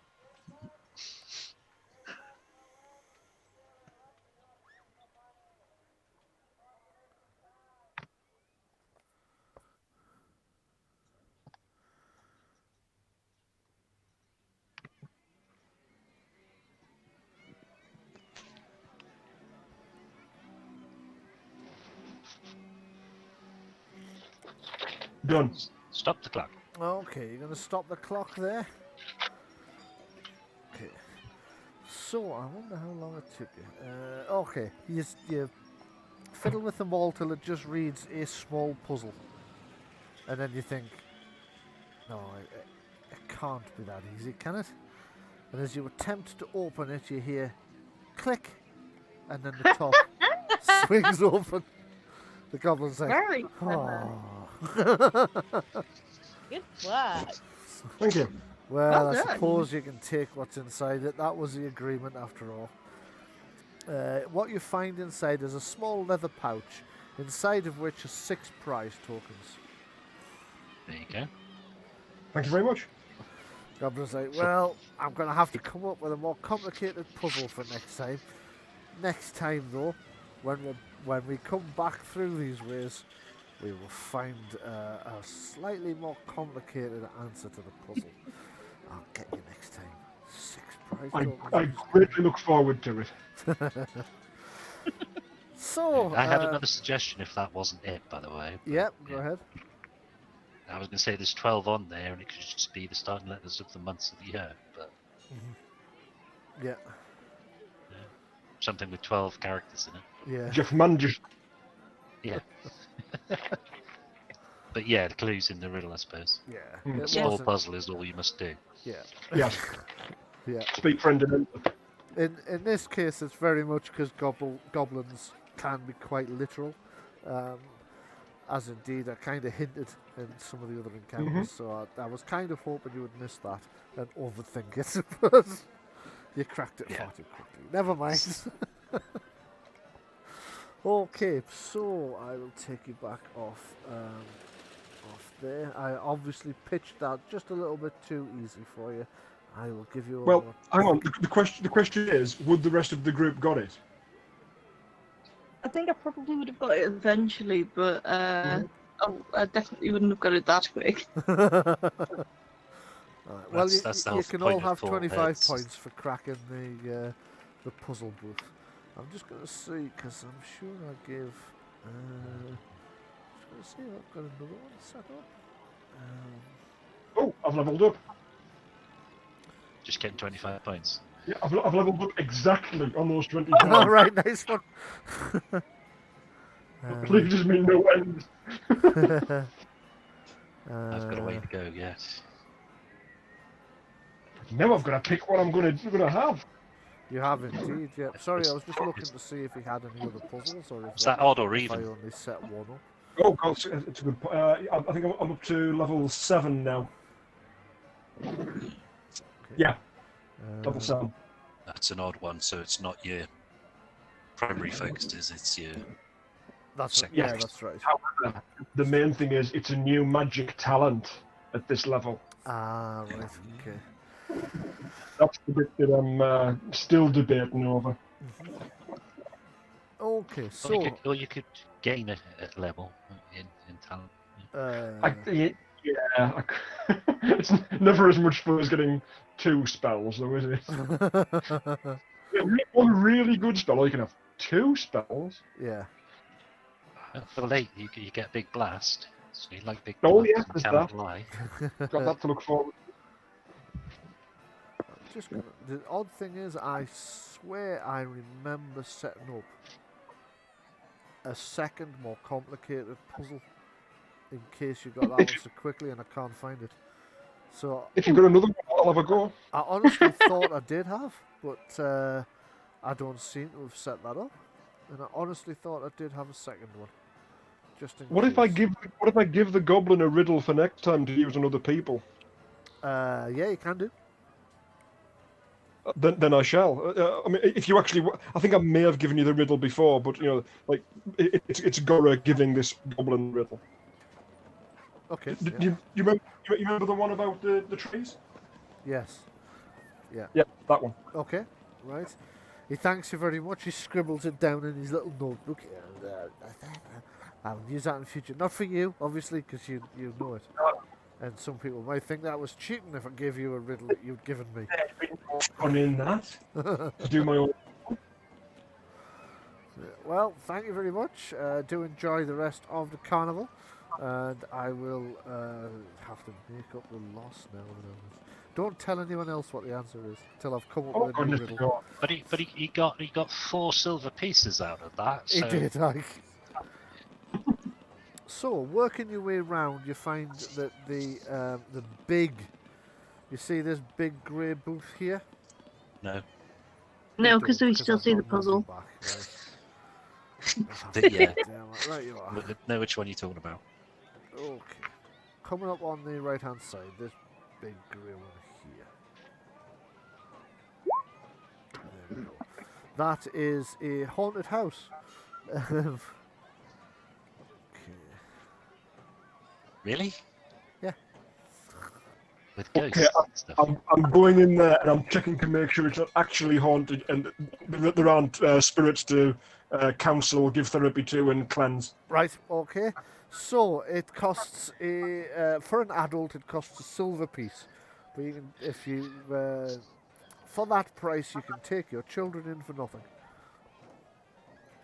Obviously you don't have any children. That's a bit of a drawback. No, Gora So- could pretend.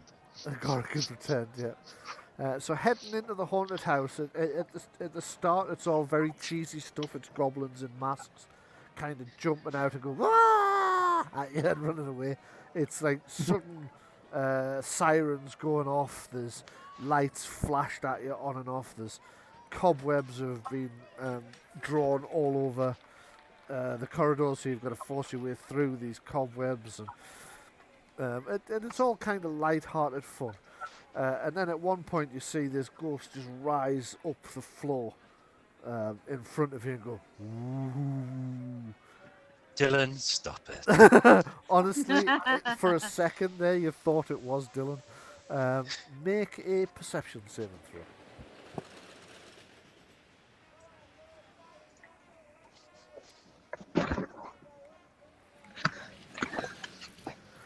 Okay. Telling in the word a perception saving throw. Sorry, a perception test. Perception test. Oh right. Perception seeing, I should have said. If you don't see it, you get hurt. Yeah. I should have Just said write something perception, but it's all right. You've all passed anyway.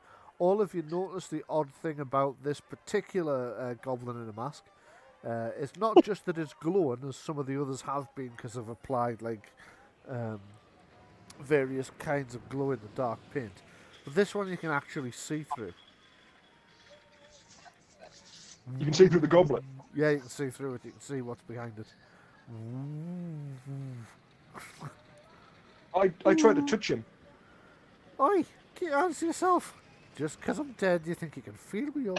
And your hand did pass straight through. Raggy and roast. Are you happy here? Well, this is a bit unexpected. Normally people just go, and run away up that corridor. I was. Are you from Human Google. Resources? Are you from Goblin Resources? No, I'm from the Church of Palor. Oh, God. It's that one. And the evangelical. Just leave your pamphlets in a corner. I'll pretend to read them later. Do you enjoy being in the haunted house? Is the question. Well, I don't mind. It's honest work, isn't it? And you would be surprised how little honest work you can get after you're dead. Do you still get paid? Sorry, Would you say not again? rather? Do you still get paid? Yes. Oh, fair enough. Would What- you not what- rather pass on to the afterlife? I'm a goblin, you understand, yes? Yes. I assume you have an afterlife. Yeah, but Goblin Afterlife, not that. It's a bit harsh for us, to be honest. From what I understand, I'm quite happy here. Still get to see my friends, visit my daughter occasionally. I say Who's- occasionally, I mean she works here, so like, regular. Not here, not in the haunted house. She works Oh. Oh, one of the other fair enough. attractions. But, yeah. You are entirely happy working this job with your okay, out of character. There are some pretty strong tenets in the Peloran faith about the undead, which this guy actually is. Yes. Ghosts tend to occupy a kind of odd position because they're not They're not exactly undead. They're more sort of unquiet dead. So they're not undead in the way that zombies, ghouls, zombie ghouls, skeletons, Vampires and stuff and like that that, or type of vampires and stuff like that. Right.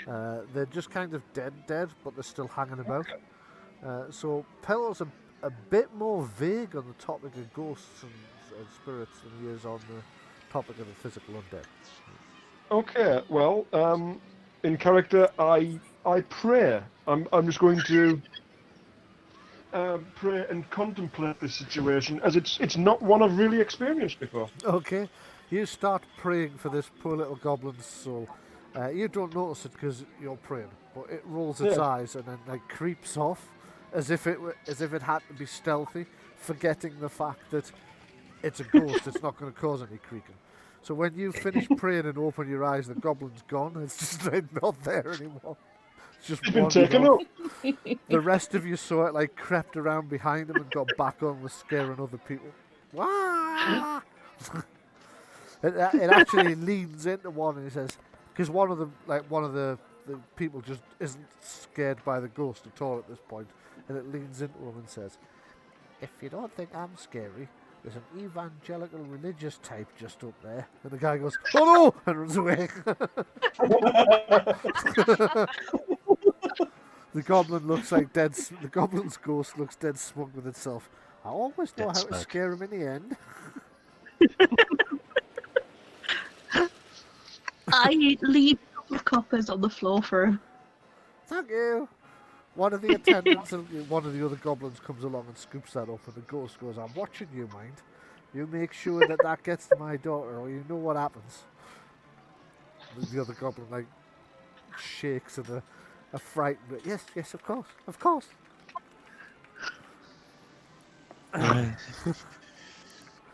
Okay, so eventually you make your way out of the haunted house, and that very bizarre encounter with the ghost goblin at the haunted house, and you find yourself, you've worked your way all the way around the outer ring. All that's left is the prize booth, and obviously the big top.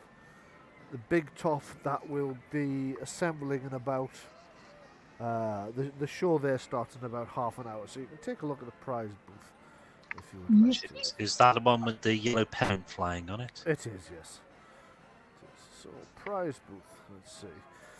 How many tokens have we got between us? I've got 4. Oh God, we were supposed to. I've got 5. Right. Well, I just won. I won 6 4 there. out of the puzzle, or we won 4 out of the puzzle box. Is that right? 6. 6. Unless Well, you pinched 2. We won 6. I'm a priest. I'm not going to pinch puzzle. prize tokens. I'm just saying, if you look at the prizes, The betrayer. see what there are. I mean, there may be some fluffy animals or something. And, Hang on. I need to go back and work through like how many prize tokens we got, because we. I hit the target on the crossbow. Was that one? Yes, was. Right.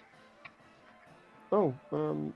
This is what you can buy with them, not what. Yeah, what sorry, how I've you can- just popped up the prize booths things there for you to have a look at. The 2 goblin helpers are taking in tokens and hounding down the prizes you select. So there's a list of all the things you can buy from the goblins with the prize tokens that you've got. yeah, I don't want a medium bag of sweats, by the way. I was just looking at that. That's supposed to say sweets, but goblins can't spell. They thought only wizards could spell. That's literally what it says on the chalkboard. Bag of sweats. Goblins really would just like put sweat into a bag and then They give it would. as a prize. It's Yeah. not until you point out that they've spelled it sweats instead of sweets that the 2 goblins look at each other and go, "Well, that's why we're not selling any of them then." Yeah. Although I don't see what's wrong with goblin sweat, and he like puts his arm under one armpit, scoops, and shoves it under the nose of the other goblin. See? What's wrong with that? The other goblin's like, no, to be fair, that's okay. It's better than the things you normally make me sniff. And Right, he leans so- down with his sweaty hand and says it to you and shoves his hand under his nose. See? Isn't that better than sweets? Oddly enough, you don't think it is.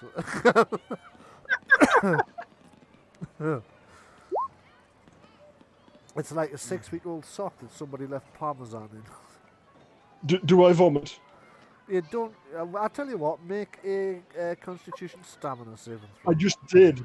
14. Well, so you did 14. But you managed to hold it in. You think you've been sick in your mouth just a little bit, but you managed Right. to. You managed to handle it. Handle it? That's not the right term at all, is it? You managed to just about cope. Choke it back. Keep it down. Right. So the apple bobbing just won you an apple, didn't it? Yeah. Yes. Yes, that's Which right. you give. What was the one after the carousel? Let me just have a quick look. After the carousel, we had. I might have to check that on the map There actually. were dancers. The dancers, the coconut shy. Yeah. Might have been Oh the wait, coconut shy. no. In that you just win the coconuts, don't You you? just win the coconuts on that. Oh, you could trade 3 coconuts for token. Or you could trade 3 coconuts for a token, that's right. There was the Bunko booth. Yeah. I can't remember how well you did at the Bunko booth. Was that the one with the crossbow? No, that was the one with the balls under the jar. That's right, yeah. Oh, right. Yes, we did do well at that because we helped each other, and Yeah. we were told like you can't do that in future. Yeah. I think we won like 3 of those or something. Might have been. Yeah, that rings a bell. I'm sure you've got the same or similar tokens to me, but we got it from different things. Yeah. Because you got yours from that, and then I got about the same from something else, but I can't remember what. And we got 3 for helping the dancing girl. Yes, Yeah. that's right. You The did. main thing the main thing Goro wants to do is to get a teddy bear for Mog. That's Oh. it. So, So do I have enough to do that? Probably. so what do you want? Do you want the it would be the toy complex moving parts and painted, the toy handcart doll similar moving parts and carefully painted.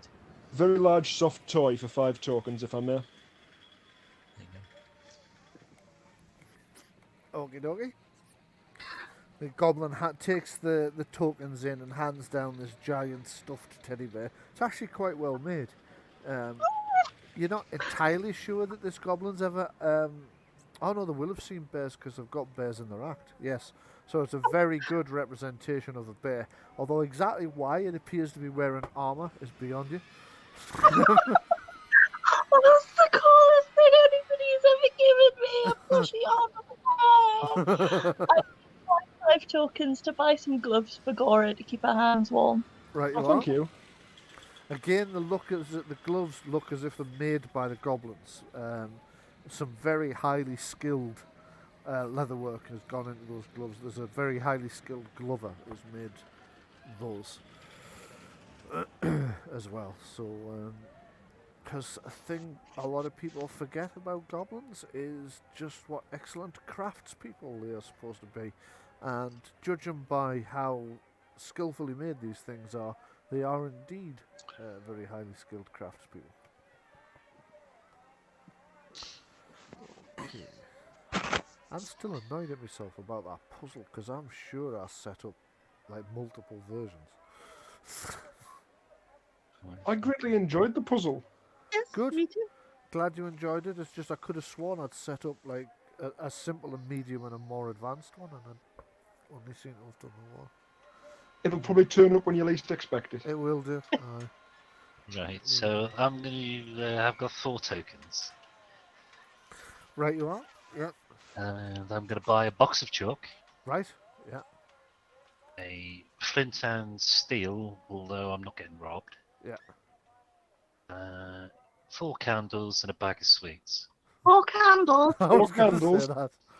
Right, as the handle the goblin gives you the bag of sweets and the various other things you've asked for, and then when you say 4 candles, the goblin says, "Just to be clear, is that handles for forks or is that 4 candles?" 4 candles for 1 token. Yeah, I understand 4 candles for one token, but is it 4 candles or is it 4. handles for forks? Yeah. Candles, 4 off. candles fall off. Right, you are. He goes to get them. The other goblins. Got any nose? Every time he cracks that joke, every time. Just hurry up and get the candles, Ronnie. All right, Ronnie. The goblin calls back. All right, Ronnie. And somebody else says, "Are both of you goblins called Ronnie?" Yes. What's odd about that? Are they both wearing spectacles? They're both wearing spectacles, as it happens. Yes. There's a large one and a small one. There is one's much larger. One's like twice the size of the other one, and pot belly and everything. And the other one's just little, short, even by goblin standards. Goblin, hopping up and down on steps and stuff to get at stuff. And he hands you 4 candles. Okay, so is that you all sorted at the prize booth? Adrienne hasn't bought anything. Oh, sorry, yeah, Adrienne. Well, Are you on mute? She's not in the Yeah. conversation. Oh, she is. Sorry, I was on mute. right, so you can choose from the stuff in the prize booth as well. Mm.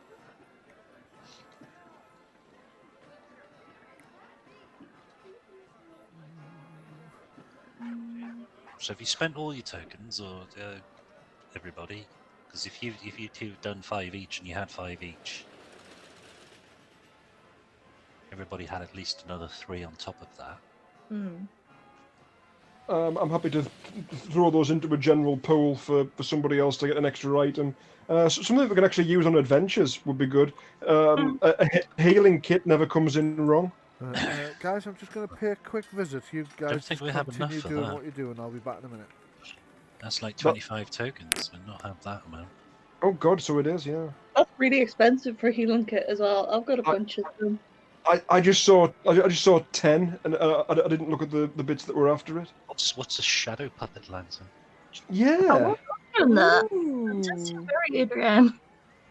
Because you've got 6 tokens from the puzzle box, and you should have at least 3 others, so you should have 10 of them. Or 9 of them, I should say. So, yeah. Fishing floaters. Yeah, so it's like a bobber. Not a flat clicker.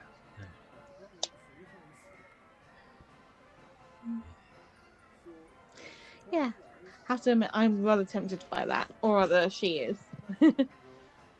Is that lantern that you can make shadow puppets in front of, or does it do something else? Mm. Let's grab it. It could be entertaining at least. I mean, If Adrienne wants that, then Goril will quite happily throw in whatever token she has left. I mean, you're still holding the ones from the puzzle box as well, aren't you? So.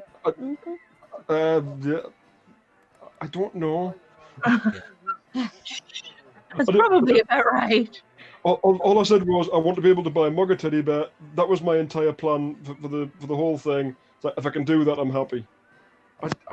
I really don't like micromanaging numbers.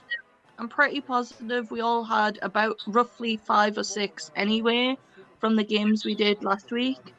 yeah. So what happened was you all had more than me because I failed at the coconuts quite badly. Oh yeah. Yeah. So I was 1 down from that. So I had 4. I think you all had like 5 or so, each. Yeah. At that point. And Yeah, then. I didn't get any from the coconuts because I kept my coconuts. All right. Okay. Well, yeah. So it's. I think we all got at least we got 3 each from saving the dancer. Mm-hmm. Okay. Yeah. And you would have had a couple more from various other things on the way around. Yeah. And it is so 5 for the teddy bear and 5 for the gloves means you both spent those 5. Yeah. You've got at least 6 more, plus probably Adrienne's got at least 1 more. Because you'd have 3 from the dancer, so she should have 9 then in that case, at least. Maybe even 10. Right, sorry, I'm back. So she could spend 7 and get the thing. Hi. Hello. It's not without the realms of possibility. And you could give the Yeah, I think tokens that's away if you don't probably want them. about right. Mm. Give them some kid. Say, there you go. That's what used to happen at the works dues. We'd go to, and they'd give us like tokens for the drinks, because the drinks would be free, but you had to like hand a token over to get a drink from the certain list. Yeah. And they'd give you about 6 of them, and you'd have 2 or 3 drinks, and then I'd have to go home because the transport would stop after a certain time, public transport. So I'd give any spares I had away to other people. That's nice. Yeah, that makes sense. Just leave. Okay, so have you decided what you're taking from the list? Yeah. The shadow puppet lantern. What exactly is it? Okay, it's essentially it's a lantern with like the outer section's got a number of like carved inserts you can drop in front of it to create what appear to be, if you change them, like moving shadow puppets. So you can. Oh, right, yeah, You yeah. know the sort of thing I mean. I'm finding it harder to Yeah. describe than I thought I would. Yeah, no, I know what you mean. Yeah, That sounds really cool. yeah. Yeah, I think I'll get that. Okie dokie. You ask for that, and the Ronnie, the 2 Ronnies, hand it down to you. Extremely proud of them little selves. Excellent piece of work. This was made by a friend of ours, very very skillful goblin crafts artist. See, people never think of us as good crafts people. They always just think of us as thieves and burglars and monsters and bandits. And Far from it. I have in fact been waiting to find some goblin craftsmen because I have some work that I want doing on our wagon. oh, well, you've come to the right place. We've got plenty of craftspeople here. If you want to come back tomorrow during the day and tell whoever's on the door that, I'm sure they will arrange for you to bring. You could probably bring your wagon with you, actually, and we'll see what it is that needs doing and give you a quote. That's brilliant. Thank you very much. No problem at all. The work will be extensive, so I don't know how long you're going to stay in this area. We usually only stay a few days, but there are quite a few of us. So we can probably bring it along, tell us what you want to do, and we'll see what we can do. Thank you. No problem. Then the 2 Ronnies get back to dealing with the other people who were coming along and collecting prizes and whatnot. So you've made out like bandits from your trip around the Goblin Carnival. You head into, I assume you're heading in, you don't have to, into the big top for the main show? Yes. Oh, Might as well.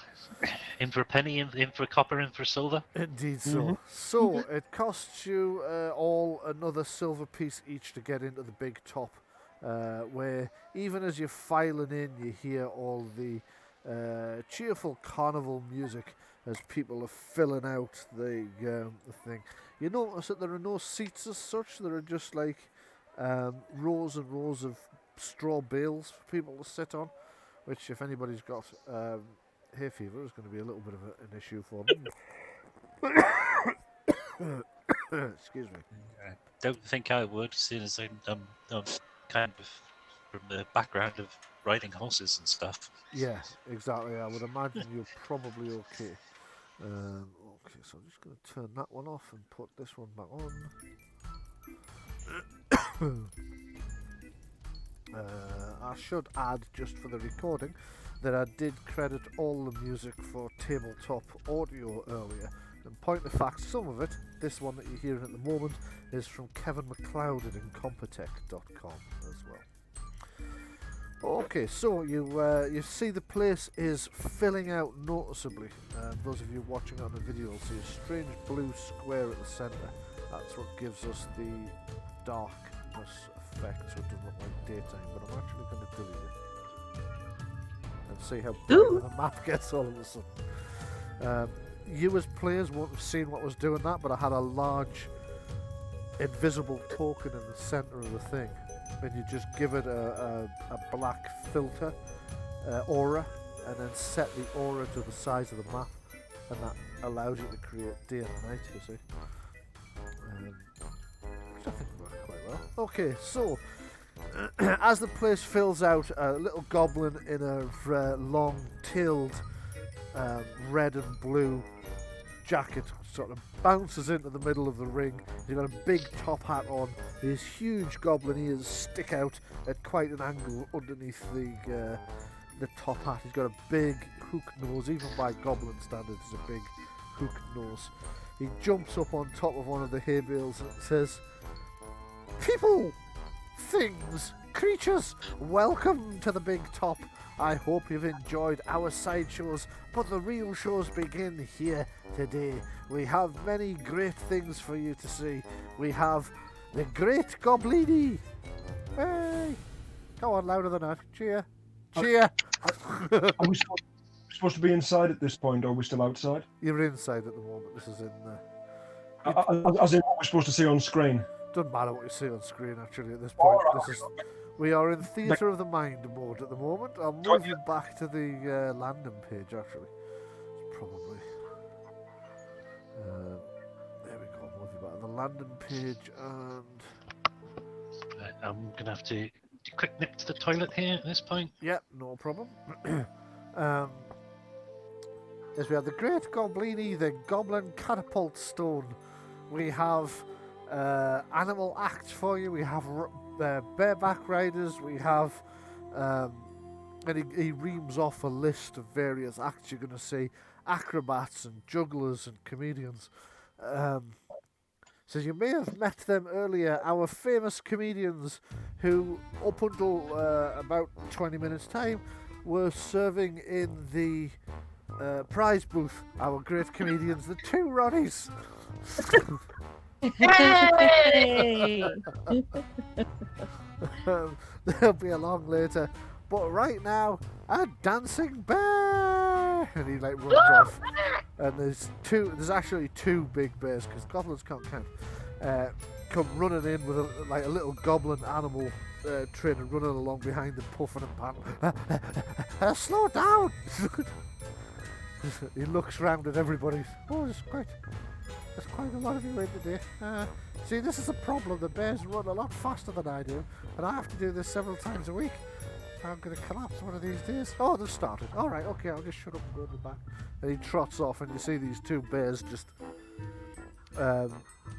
dancing quite intricate dances to the point you think, how do you convince a bear to do that?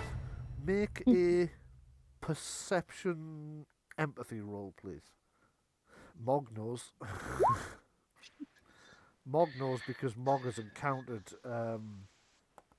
Purge Razorclaw before. Gora has a suspicion. Gora has heard, like at first you've heard about some of the human carnivals that kind of mistreat their animals and force them to do all these things. But these animals just look incredibly well cared for, very happy, and literally the animal trainer's kind of sat at the back twiddling his he's literally twiddling his thumbs at one point. And occasionally you'll say something in a language you don't quite understand, and the bears will like change the dance they're doing. And it's actually occurred to all of you that the animal trainer has the same magical abilities to speak to animals that Kurge Razorclaw has, which is interesting. And that these bears are actually dancing because he's literally taught them how when they're choosing to. There's no kind of... They're not being forced. They're not being forced in any way.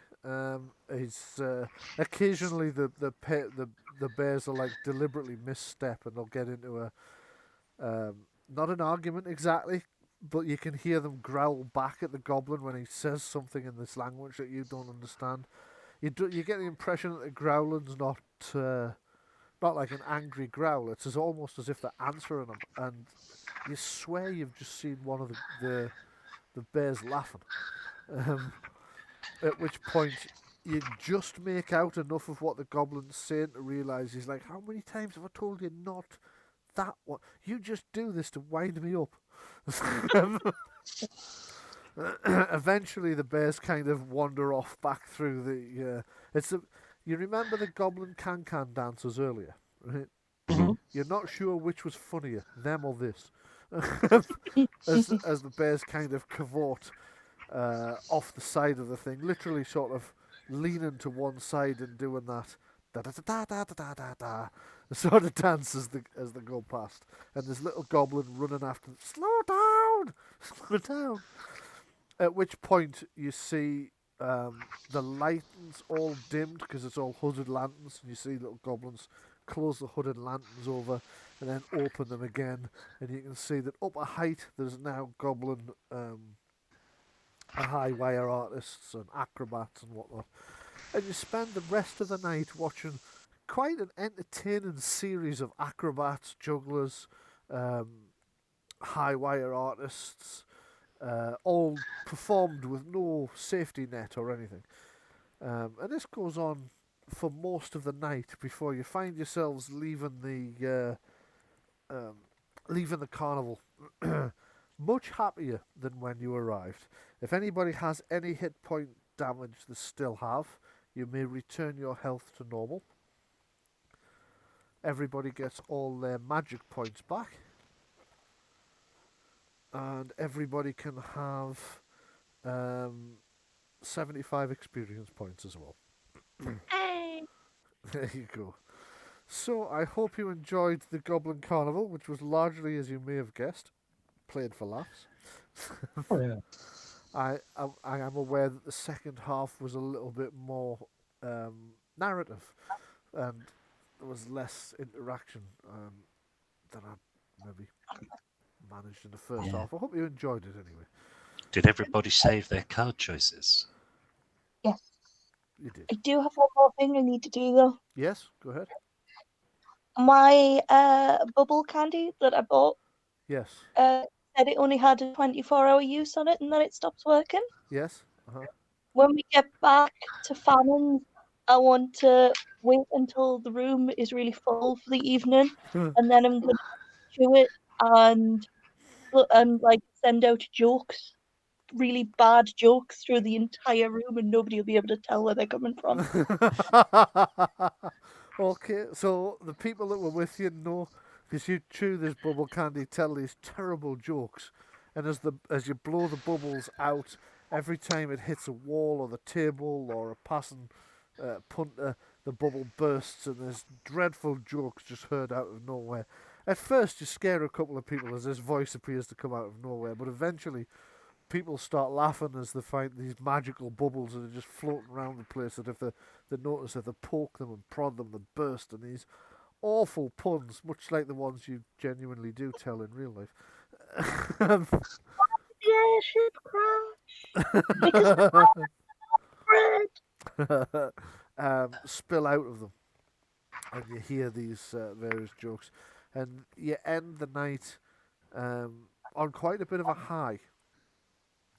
However, can I have a willpower? What's the one I'm looking for?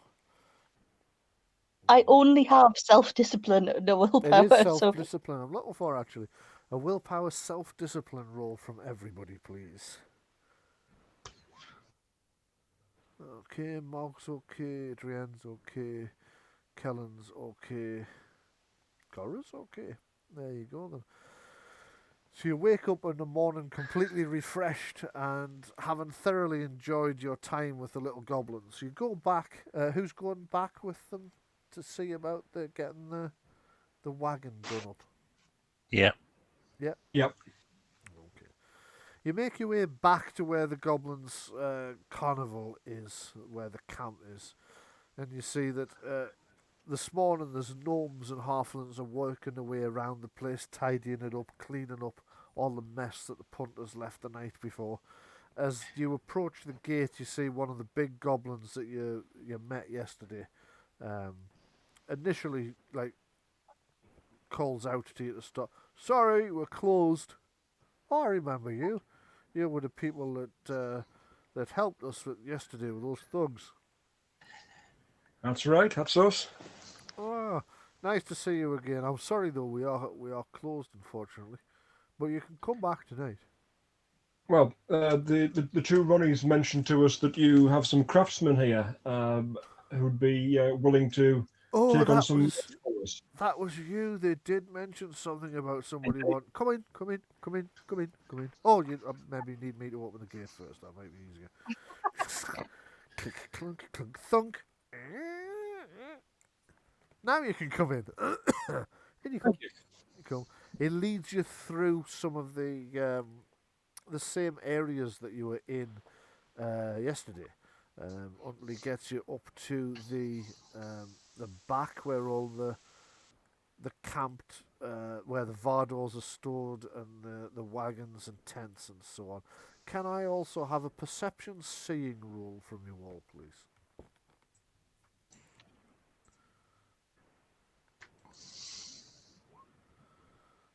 Okay, so that's Gora's just not noticed, whereas Adrienne and Mog have both just hit the right amount. Kellen's also fallen short by 1 point. So Kellen and Gora are too busy sort of concentrating on talking to these goblins as they're leading you through to where you can speak to a representative. But Mog and Adrienne both notice that all the animal cages off to the right are not only are they not locked, but they're wide open. One of the goblins notices you see that and goes, "Shh! Don't tell anybody." People get really upset if they think we just let wild animals wander around at will. It's perfectly safe. Our beastmaster's very good. He can actually talk to the animals, you know. It's perfectly safe, but people get very, very upset and frightened. So we pretend that the animals are caged, but don't tell anybody that they're not. Otherwise, they'll get very frightened. And when humans get frightened, they get angry. And when humans get angry, well, you know what happened when humans get angry. You were here last night and you saw it. Yes. So don't tell anyone. You can see like one of the bears in one of the cages notices you're looking and kind of puts a paw out and closes the cage door because it's looking at you. It's the Hair Bear Bunch. I don't know if you'll understand me, but I didn't catch the first part of what you said, Louise.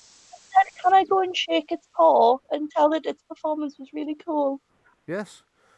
So Mog hops off to see the bear, who's like, it's chewing something. It's obviously feeding time.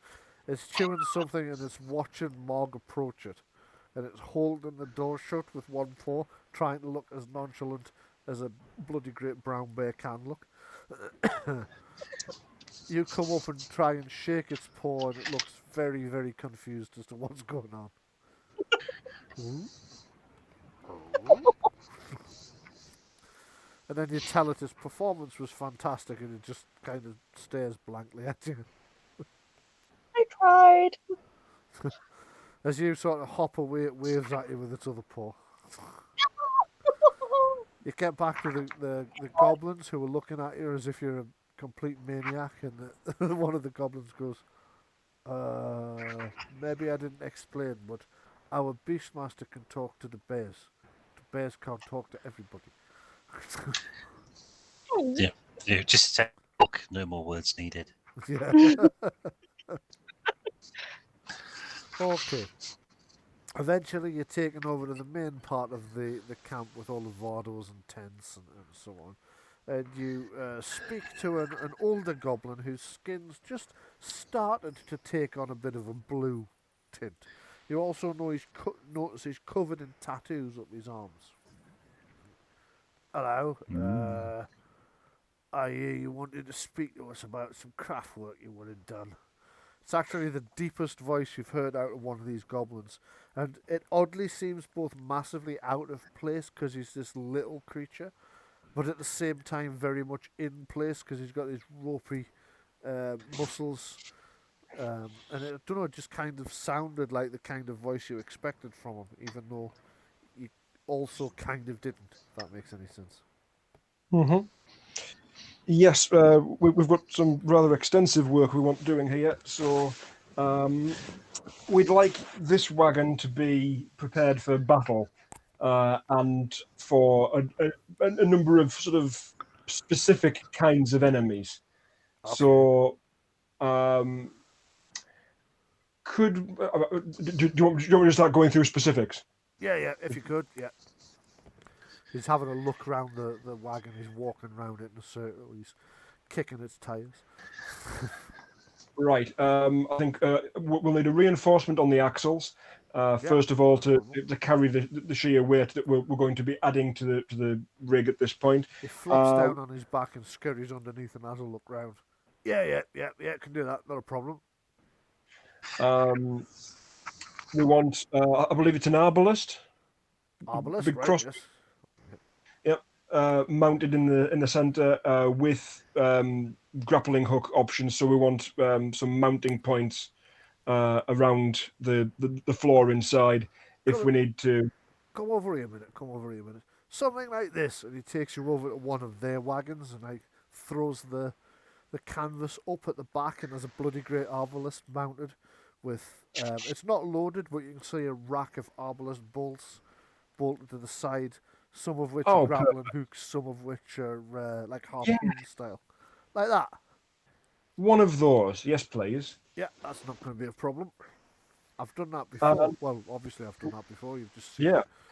One of the things we really want is to be able to leave this wagon in place, and for the traps to keep it safe. So to have sufficient deterrence against stealing, against breaking and entering, things that we could set relatively easily and quickly and leave it in place. Okay, what kind of traps do you have in mind?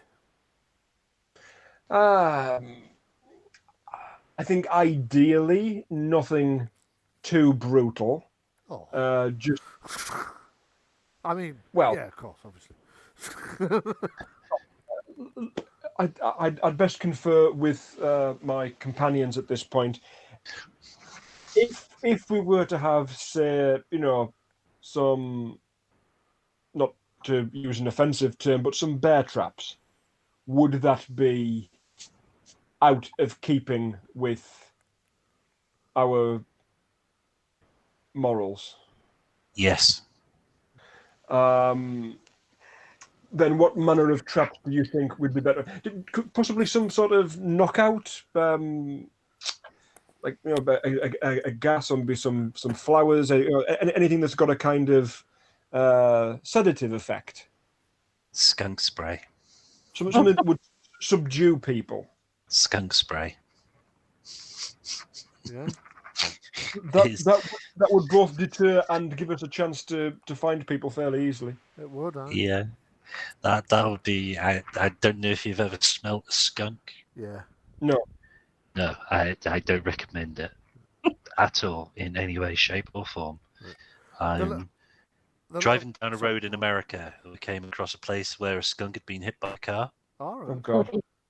And it was the lingering effect. And the guy who was driving the car was saying, "Oh, that's possibly half a day old." Yeah. Wow. That happened half a day ago, coming down this road at the like sort of that sort of time, or longer. Yeah. Sort of thing. That's a minimum of half a day, and it was. You just wanted not to be there, and you wanted to puke. It was that bad. Damn. The little goblin looks at you and kind of looks around. Skunk spray. You want me to put skunk spray? I do apologise. That was a slip of the tongue. I think it should be more secure rather than. Well, hang on a second. I don't understand why that would frighten anybody, to be honest. This is Sir Kellen's idea. He's a pacifist knight. You can tell by his sword. What if your Beastmaster were to convince a couple of skunks to join us and for bed and board. We would keep them well fed and safe. They could actually guard it, and anybody other than us comes in, they spray them.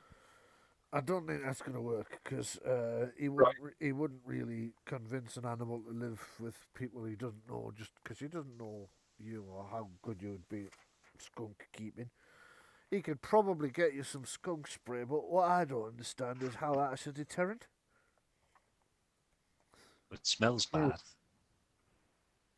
It looks confused when you say it smells bad. Right, okay. So it's not for them in that particular respect. I'm thinking, I and quite you know likes that it, we actually. That's an important point. That means it wouldn't deter goblins. Exactly, yes. right. The only other thing then would be security, because I don't think mutilating people is that good an idea. So you want Right. something that'll sort of frighten them off or something instead. Frighten them off and make it so that they can't break into it. I don't know what else could we do in that respect from a game mechanic point of view. The little goblin has a bit of think. He says, well, certainly do your spray trap and then you can fill it with whatever you want. It's essentially just a wooden and leather bellows that you conceal around places so that as people try to clamber in, they'd have to trigger it. And then you can put whatever you wanted in it. Yeah. So you could put in any sort of like a dose of knockout spray or something. Yeah, I mean, I probably couldn't make you any knockout spray. That's a bit beyond me. But you can find that from one of those alchemists. Or, you know... As long as we've got the dispenser, we can find a payload for it later. Yeah. Yeah. Or you could use that stuff that those hoity-toity human women like to use in the big cities that they for some reason spray on themselves. Yes, that's the stuff. I don't know why they use it. I think it's to keep men away. I mean, I can entirely understand because human men are ugly. Mog nods in agreement. Gora nods in agreement. But it does smell horrible, that stuff. That smells horrible. That would keep anything away. So you get the impression from this that Goblin's idea of what smells good and bad and the human's idea of what smells good and bad are two very radically different things. I kind of got that from the bag of sweat, to be honest. Yes. Okay, so what else could we do now? Well, as you can see, we brought it with us, didn't we? We've got a cage there, so some manner of mounting for that, so that it's kept in place. But we can remove it at will. Oh yeah, that's easy enough. Yeah. Yep. Blades for the wheels, armor for the horses, a sort of battle armor with spikes. And if you can integrate silver into these designs, if you can tip the blades with silver. Right, I ain't got a lot of silver. And spikes on the wheels is one of those things that seems like a good idea at the time, until the first time you have to pass somebody on the road and you accidentally chop his horse's legs off.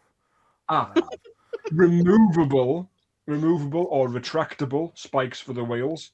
Not a permanent fixture. Right, yeah. I can do something like that. Some kind of braking mechanism that you can lock as well, so that they can't just unlock it. Yes. I can probably do something like that. Let's see now. This wagon of yours, is it a canvas covered wagon, or is it is, more yes. Right, okay. Because he suggests what you could have done with is Vardo they're harder to get into, and then we could put one of those. We could put one of those puzzle tumblers on. Although I hear you're quite good at cracking them.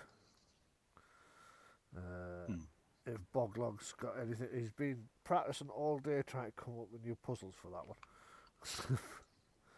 Funny thing is, he says he's sure he had a more complicated puzzle. He jotted it down somewhere, but he's forgotten where. That's a puzzle in itself. It's a puzzle in itself, yes.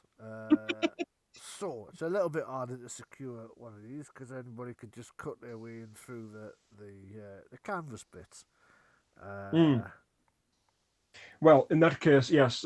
Can you upgrade the top portion of it to be solid and arrow proof and shot proof? Oh, well, shot proof's a bit tricky. Arrow proof, yeah, possible. I mean, we could. Yes, it would mean strengthening the chassis and the axle. We're getting to the point where we're virtually building a whole new wagon though now. Right. Is that going to be an easier job? Yes, but what would be an even easier job? Follow me, follow me, follow me. Just buy this. Yes, why not buy this Vardo?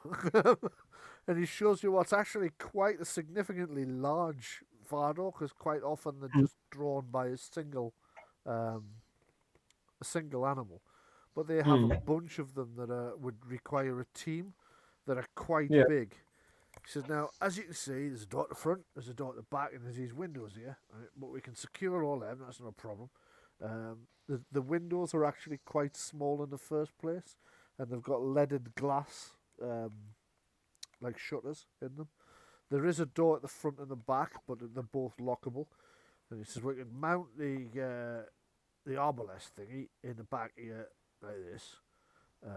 Just put that there. That would be quite good. That would limit the range of fire, though. It would. I mean, if you want a 360 range of fire, then you need the canvas-covered wagon that you've already got. Yeah. But if you've got a canvas-covered wagon that you've already got, that leaves a problem that if anybody does get up close, they can just cut their way through the canvas. So it's them sort of rocky thingies versus them whirly around thingies. Yes, indeed, swings and roundabouts. Okay. I don't know about these things myself, but you do, so I'm just throwing the idea out there. Is there some compromise whereby we could have a Vardo, but the roof and walls could somehow move out of the way? Like the entire thing retracts or falls outwards. Yes, but that's a very big job, but it's going to take me about a year to get it done. I see. Okay. So, I mean, I'm not saying no, right, but we're only going to be here a while. I could be working on it and bring it back to you when we come back here in a year's time, but you need something in the meantime, I assume. And you already have a wagon of your own. We do.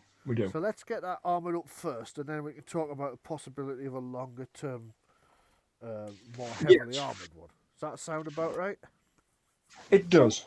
Excellent, sounds about right to me too, because I get a charger for 2 wagons. That's much better. Ultimately, it isn't just 2 that we want. We want an entire fleet of these things. Better still. Cha-ching. Yeah. See, little gold coins appear in his eyes. Ching. What I will say to you is, if you can produce us a high standard of work with a battle wagon that functions well in the field, that gives us and our road wardens a marked advantage over the enemy, then you will have an exclusive contract to produce them for us. All right. I like this idea. Yeah. Okay. Well, I'll get some designs done for that, and in the meantime, let's see if we can beef up the security on the wagon you already got. And then I'll be working on the prototype for the more complicated thing to get it back to you as soon as we're in the area again. But let's see what we can do for you with the one you've got at the moment. He takes a look at it. He goes, right, okay, so if we put these spiky things on here, they can be unscrewed and dismounted. You can mount this ballista in the back here. See him like taking measurements and jotting ideas down and numbers with suspiciously large numbers with sort of gold and silver piece notations after them. Let's have a look at how we do that. Okay. So what he comes up with for the defense of the one you've got is to mount the I want to say arquebus and don't mean arquebus, do I? Arbalest. Arbalest, thank you. Mount the arbalest on a pintle in the back, which would give you a Yep. 360-degree rotation of the weapon, and you've just got to figure out. Obviously, you'd have to roll back the canvas and whatnot. Yes. But you could actually have it pointing back so it shoots through the wagon itself, and you were standing on the running board at the back. If you wanted to do that, it's unlikely you would. But if enemies got like right inside, you could even do that. It's got a decent elevation on it, so you could take out something attacking you from a low-level air attack from behind or from the flanks. He's got spikes on the wheels, which would make it not likely for you to accidentally injure anybody, but when you left the place, it could be, secured. He's going to strengthen the axle. He's going to modify the chassis a little bit to take all the other adjustments that he's making. He's going to add a few, what he suggests as snares inside when you were talking about bear traps, but your friend didn't want to necessarily maim people. He's suggesting like less fatal traps, like snares with just strong rope, so you would catch people's arms and whatnot, and legs, and Maybe like the monkey's paw trap, where you put your hand in, you can't pull it back out. Pull it back out. Yeah. He's come up with a bunch of things like that. Also, he's suggesting a hidden locking device on the wheels underneath, so that even if they did get in and try to steal it, the wheels could only turn like one spoke. So it would only go like a few inches and then just stop, and they wouldn't know why without getting out and having a look underneath. Okay. He's also got some ideas for using for putting like hanging points on the side for shields, so that you can. Because when you'd asked him about like removable panels, his idea has been if I just put mountain points for shields, you could put shields up the side, and then you take them away when you want to shoot out past them. I think the covering part, the cover of the covered wagon. Yeah. Does it have to be that kind of fabric? Does it have to be, cotton or whatever it is? Well, it's canvas at the moment. It's canvas. Right. Does it have to be that? The same frame, no doubt, could hold something more robust. It could hold leather or something, but I mean, canvas is reasonably robust.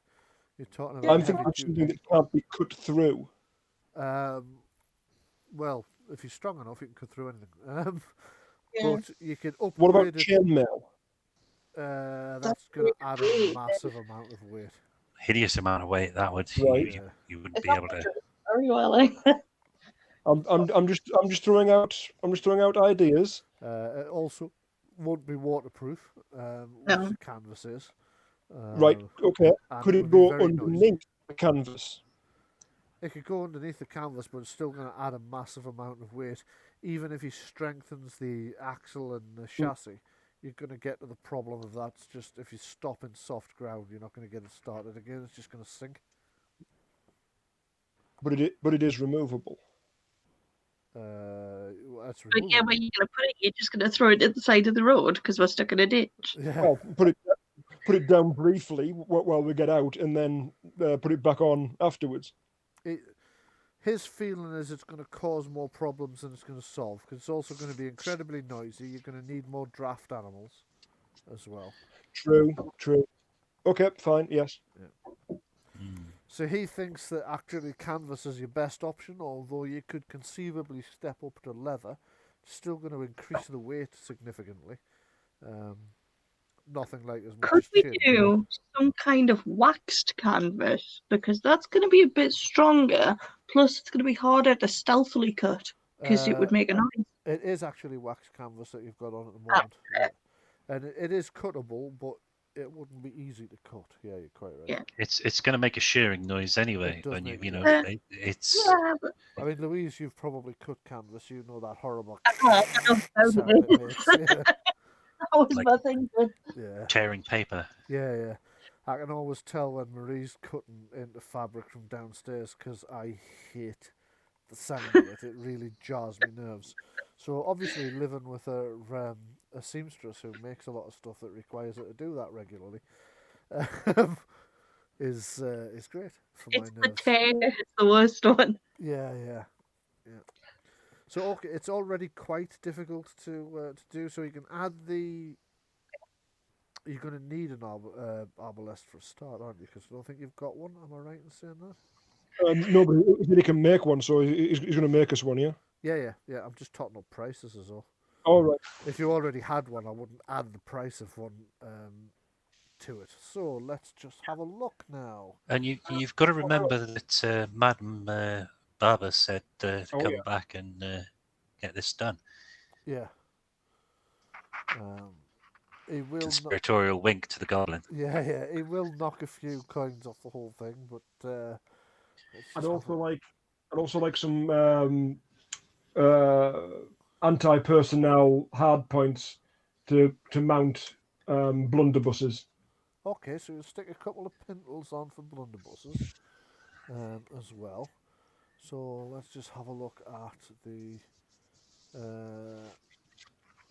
Okay, first things first is going to be the shields on the sides to add defensive positions for you to get behind. It'll still add weight to the whole thing, but what he's thinking is just like not putting shields down the entire length and right over the top. Just a handful of shields that'll add a little bit of weight, but that you can balance by carrying fewer goods on the inside. So he's probably thinking of about 4 decent sized shields. So let's have a look. Not 4 candles, 4 candles. 4 shields. Okay, so he'll give you 4 probably heavy shields actually. Shields, that would be 120, 240 silver. You sort out your discount once he's totted everything up. You need the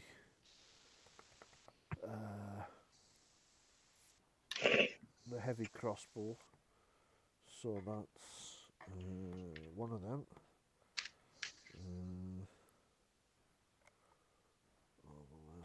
25 silver pieces.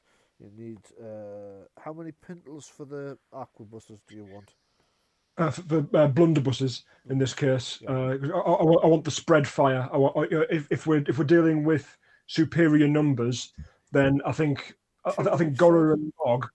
Yeah, I'm thinking Gora and Mog specifically running those. Would we get some manner of bonus for them being pintle mounted? Yes, you get +1 for the stability. Yeah. Fantastic. Yeah. So the pair of us, if we take, I don't know, probably like a broadside each. Okay. Yeah. How many? I think that would make sense. Okay, so you're probably talking 2 on the left and 2 on the right. Well, I mean, we could only man one each at a time. But you could have them preloaded, you see. Yeah, it would be an overlapping arc of fire, wouldn't it? Yeah. So you fire off one round and then move to the other one straight away. So it's like the whole multiple pistols deal. Yeah, I like that idea. Yeah. And the thing is, with this thing bristling with enough weapons, it's going to be a showpiece. It's going to be an absolute show of force that who whatever ne'er-do-wells we come across out in the wild, they see this thing coming and they know it's surrender or death. Yeah. Run away, run away. They'll wish they talked. Okay, so he's going to have to therefore strengthen the axles and modify the chassis a little bit. That's not going to cost too much. He's going to beef up the wheels a little and add the thingy. So let's just take a look at how much that's going to cost.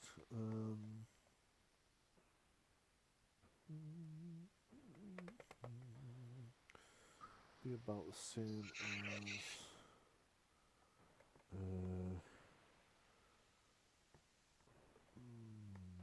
maybe not that.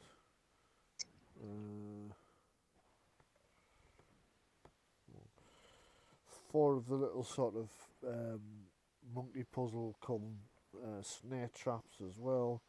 So it's 16 is 32.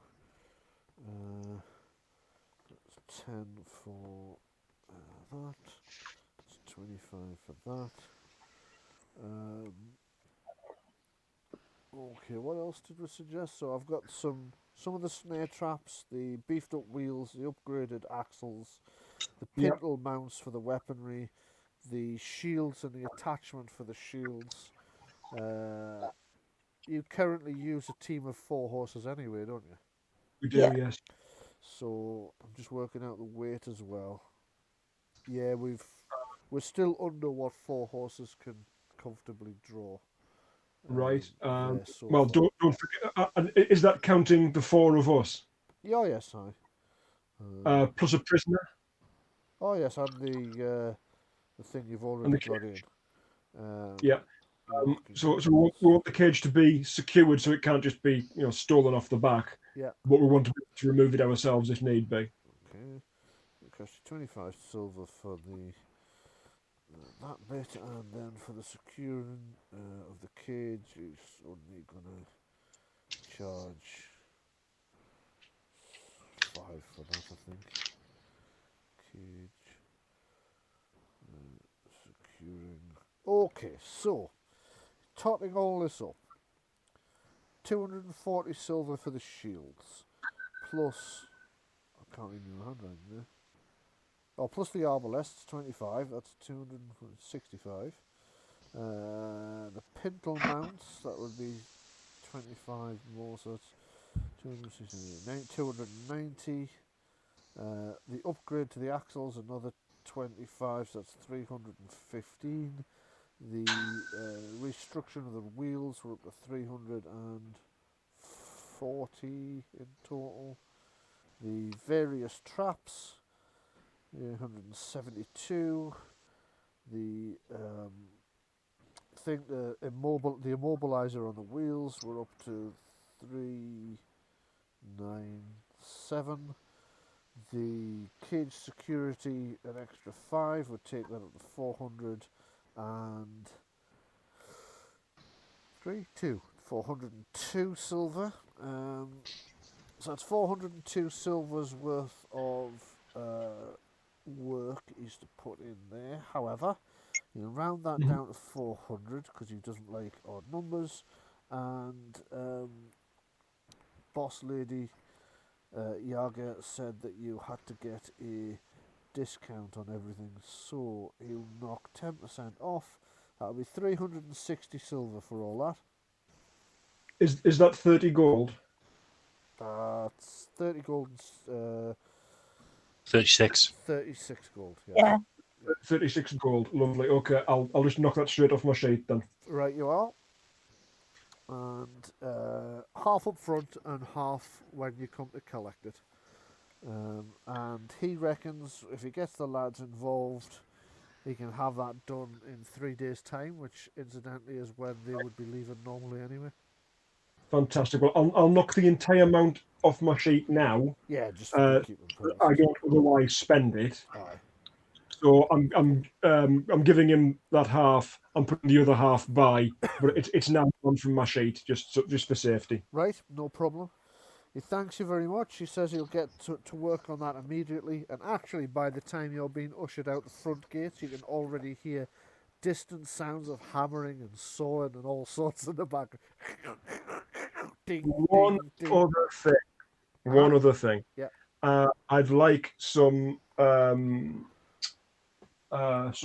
banners. I'd like the whole thing to be painted up with our livery, with our heraldry. Okay, Yeah, you can do that as well. I'll get some sketches. Oh, You get yeah. actually, no, Mog. Sorry. Do you want to do that? I don't mind. You're the artist. I am the artist. But you've already offered the job to them now. Okay, that was an out of character slip on my part. So if I may request a minor retcon there, so that I can involve a player rather than NPC. Yeah, absolutely. I would imagine that Goro would be fully aware you have an artist Yes, exactly. in Mog. It would probably not have actually asked the goblins to do No. the artistic segments of the job when you know you've got an artist with you. Yeah, that's fine. What I have just realised is that I've made that slip. It's actually too warm in here, and it's starting to fry my brain. Right. Okay. Abby's turning the heater off. Yeah. Okay. So Turn down a notch. you return to Fannon's and get back on with the various plans for your upcoming excursion to return to the tomb. So the question is, do you want to do that in the 3 days you've got before picking your wagon up, or do you want to wait and pick your wagon up first? I would be of the opinion that, I mean, how far away is the tomb, and what could we carry with us? Do we need to carry anything with us? We may have a large amount of stuff that we need to bring back. I suppose we could take the horses. You could take the horses. I As mean, pack bear in mind animals. you did it on foot the last time, or some of But you. Yeah. Some of you. We also horses. have. I was going to say we also have now our scribe and You do. squire to look after the stuff. Yeah, you do. Yes. They could both be left at base camp outside the tombs to do that. So are you going to do that? You can be. Sorry. That makes sense to me. Yeah, you can be there and back in 3 days. Also, I mean, the goblins will tell you what their intended route is, and you're going to move a hell of a lot faster than them. You could catch them up even if you missed them. You know what I mean? Okay. Not wanting to spend things for the GM. Yeah. I want some manner of wagon with us for what I'm intending to take out of the place. Oh, good lord. Right, okay. You after the font? No, He's it's not. after the scorpion statue. Does that does that mean you want to wait and get that wagon back, or are you just going to buy another one or rent one from Fannon for the purposes of? Could probably rent one. With what I've got in mind, I'm not sure how much carrying capacity we may need, but I think it will. It would weigh us all down somewhat if we were to carry this by hand. What in God's Okay. name are you? You're not thinking of bringing his sarcophagus back, are you? Do you want me to just tell you? You might have to, so I can give you an Big idea copper pot. of what All right. wagon you're going to need. Here's the plan. We're going to a different tomb than the one that we went to previously. Yes, that's right. You're going Right. to the one that the third party investigated. Okay. We're not going to the one where I blew up the mirror with lightning. No, You that's have to right, run you're the not. mirrors. I'm not going to take the mirror itself because I don't know if it would still work out of situ. However, I am going to make use of it. Oh, right. Yeah, I know what he's doing. You do know, Sean, because I talked this over with you. Yeah. The first person goes in wearing only, Loincloth. enough clothes for decency, right? No weapons especially, Yeah. but holding every possible coin that we own. What comes out of the mirror is then dealt with and summarily robbed of the back-to-front coins that come out of the mirror people. Right. The next person holds on to the back-to-front coins and goes into the room. So that What comes out- when the coins are reversed by the mirror again, you've now They're got- legal tender. Yeah, okay. I see this as being a very bad issue for the local economy. It's all right. Just you're effectively printing money. It's Yes. all right.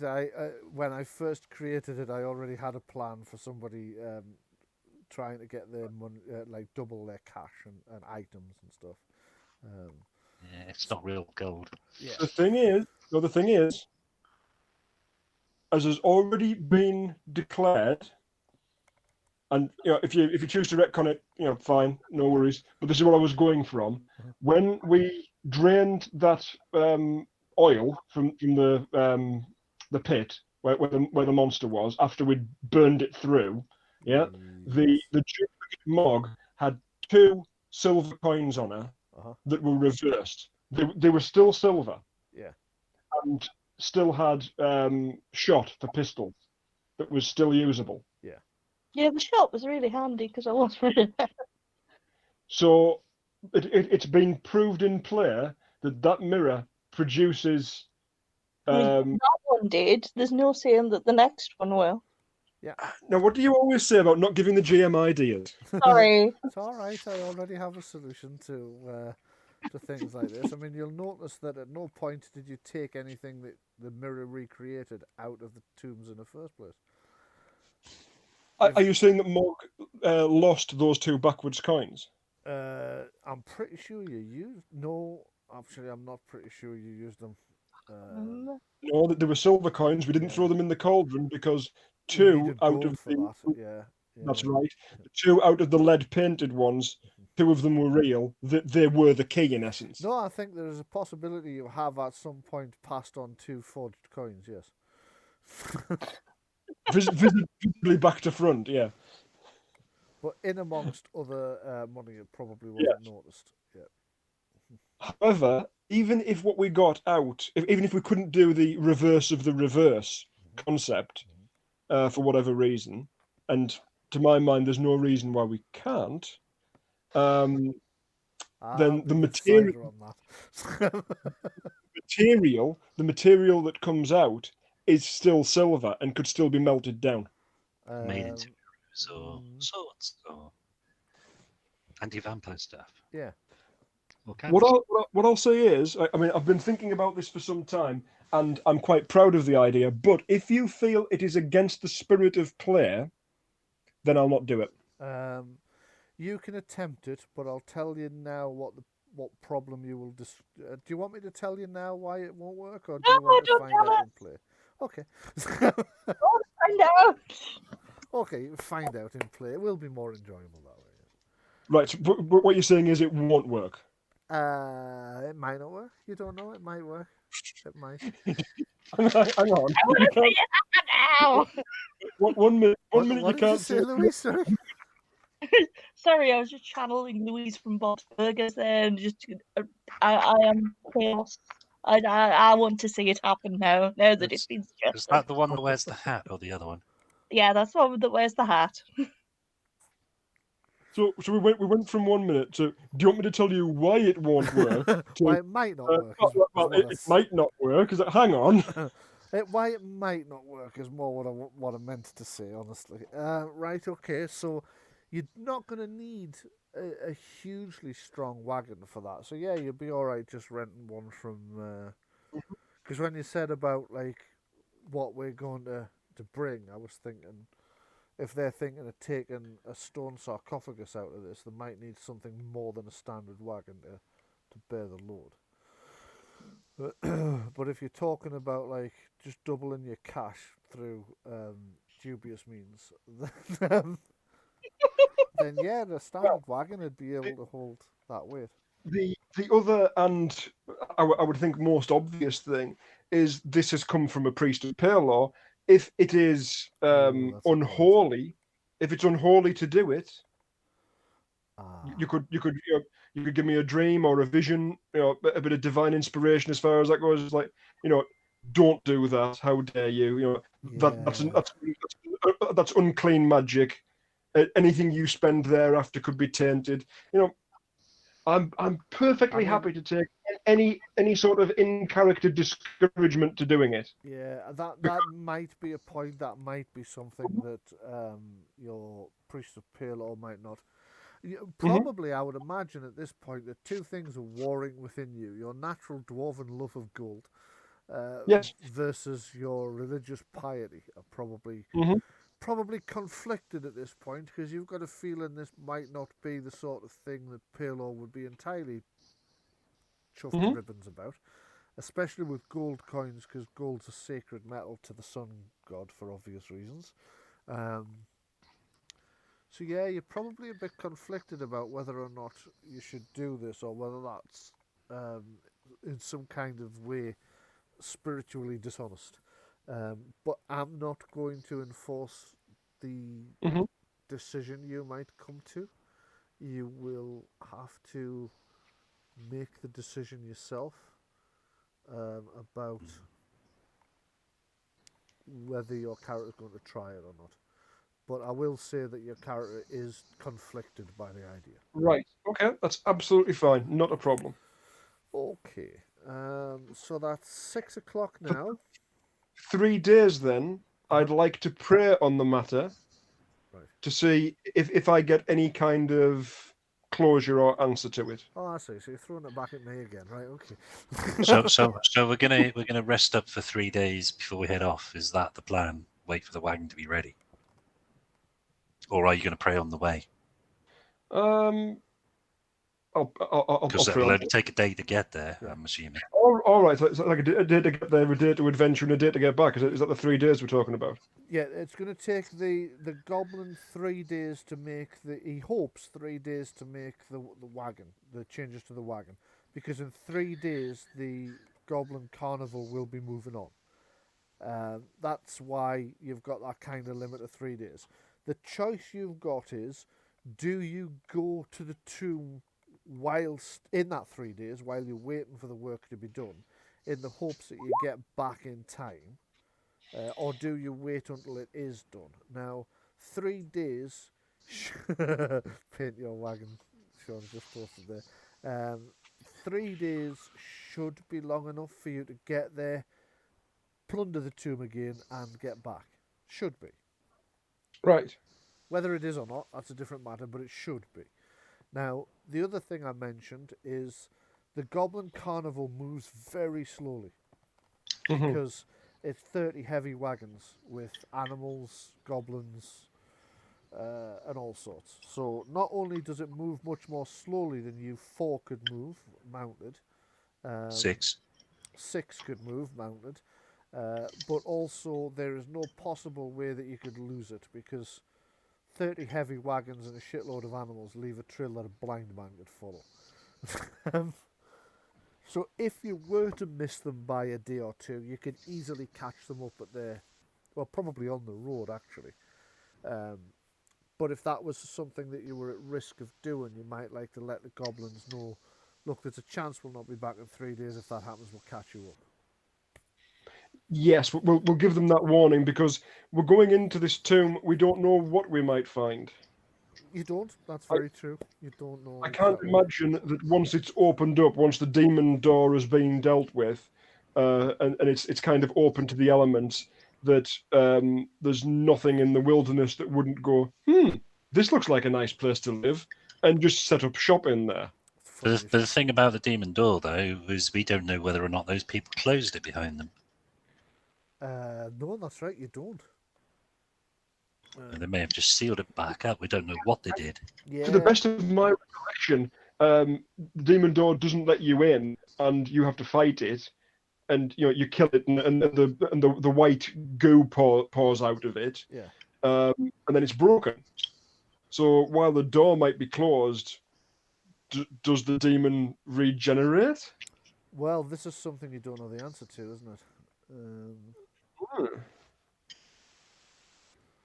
Yeah, that's the problem you have, is you don't actually know whether the demon regenerates or not.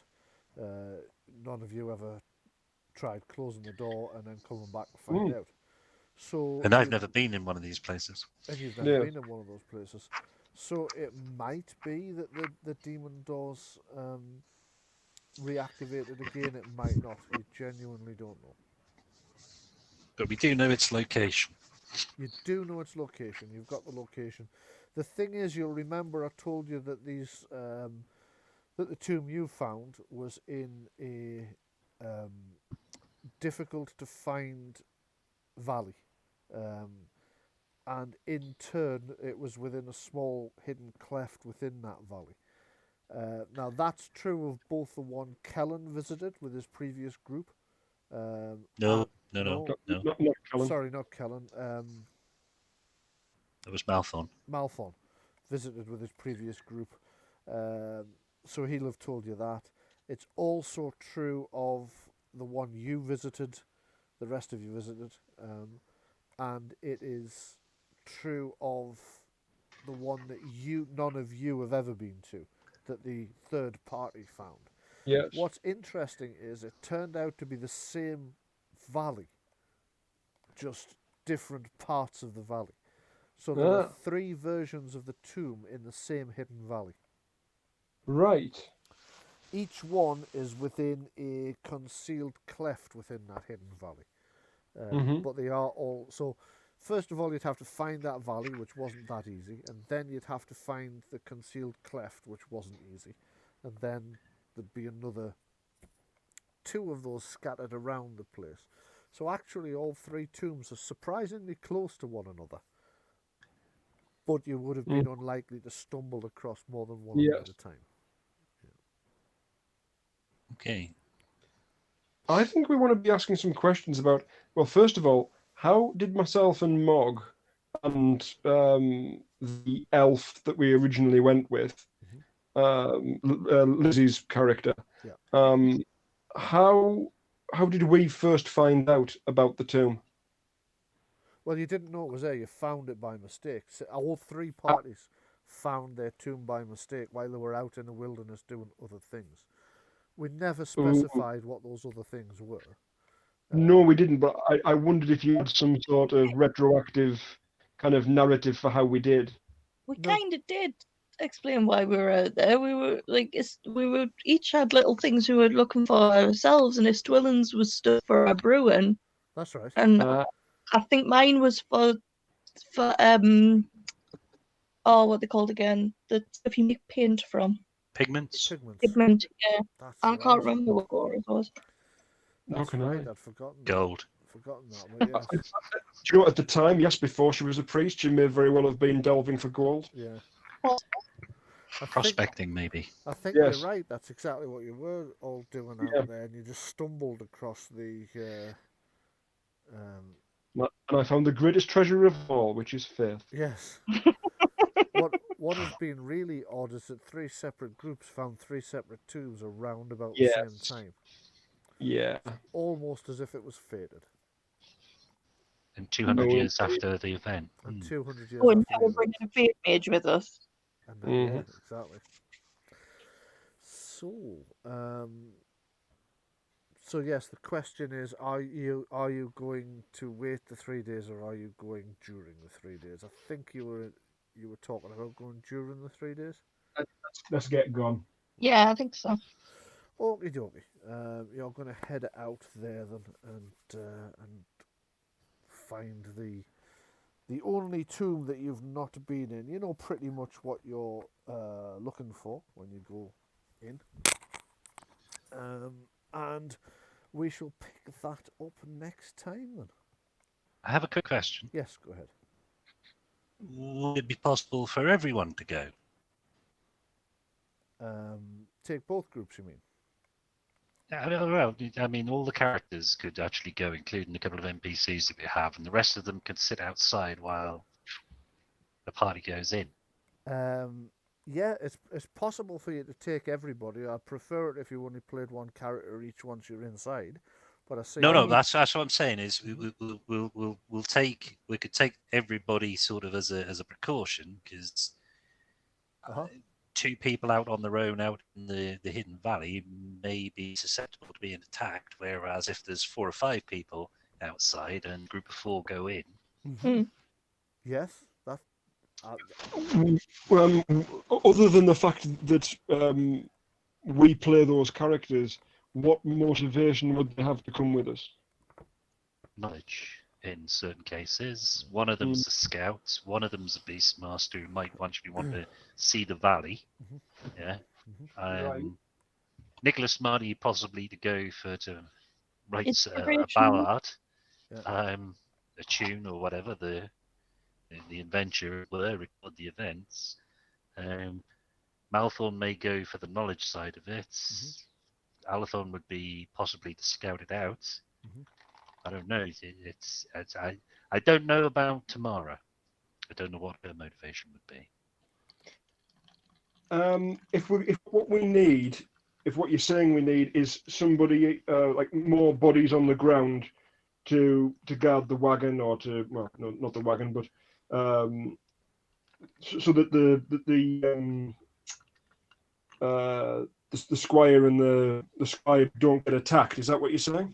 Possibly, yes. Then I'd be much more inclined to take a bit of time to hire some people for the road wardens and have this be one of the first missions, rather than go a bit meta and bring along secondary player characters and tertiary player characters. What does everybody else think?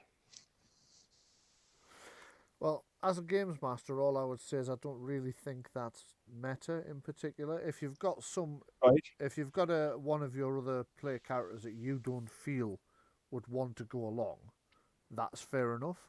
But I do think that there are reasons that some of the other player characters might want to go along. So that's all I'm going to put in, and then the players can decide between themselves. So what do the rest of you think? The thing I was always taught, or the rule that we kind of always went by elsewhere, was if you had a secondary character in the same game, then you would role play away from the primary character. You wouldn't sort of go and investigate the same thing and kind of bring multiple characters to bear on the same problem. So that's kind of ingrained in me. I'm not saying they'll be involved in the actual situation. Yes. We're only playing one character at a time effectively. Once we go into the dungeon, we're only going to be having one character. Yeah. You will, of course. I mean, remember, you set up your second characters in the first place to have replacements in case anybody died. That would make sense. Sorry, what was that, Louise? I said that would make sense. Yeah.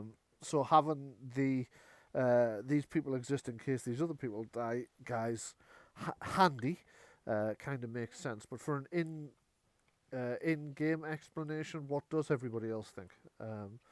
How do they feel about bringing their other player characters? Are they interested in doing that or not interested in doing that? Open to the floor. What do you think? I mean, that does kind of make sense to me. Character motivation wise, yes, it's an investigation. It's a thing that you could very easily and quickly justify. However, I would be reticent in just because of that, because it could be justified every time.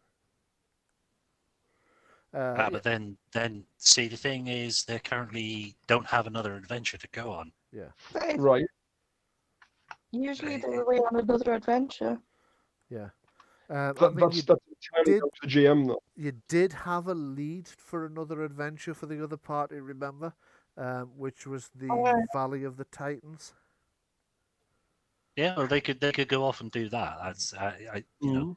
Anyway, I'm really sorry. I'm gonna have to go because I need to make some potatoes and stuff. So can people let me know? Wonder why you went chopping veg. Well, you guys can discuss that out of play. What I would just say, I'm just looking at my map of the various areas now, and if the Wilderness Wanderers were going to investigate the Valley of the Titans next, this would not be out of their way.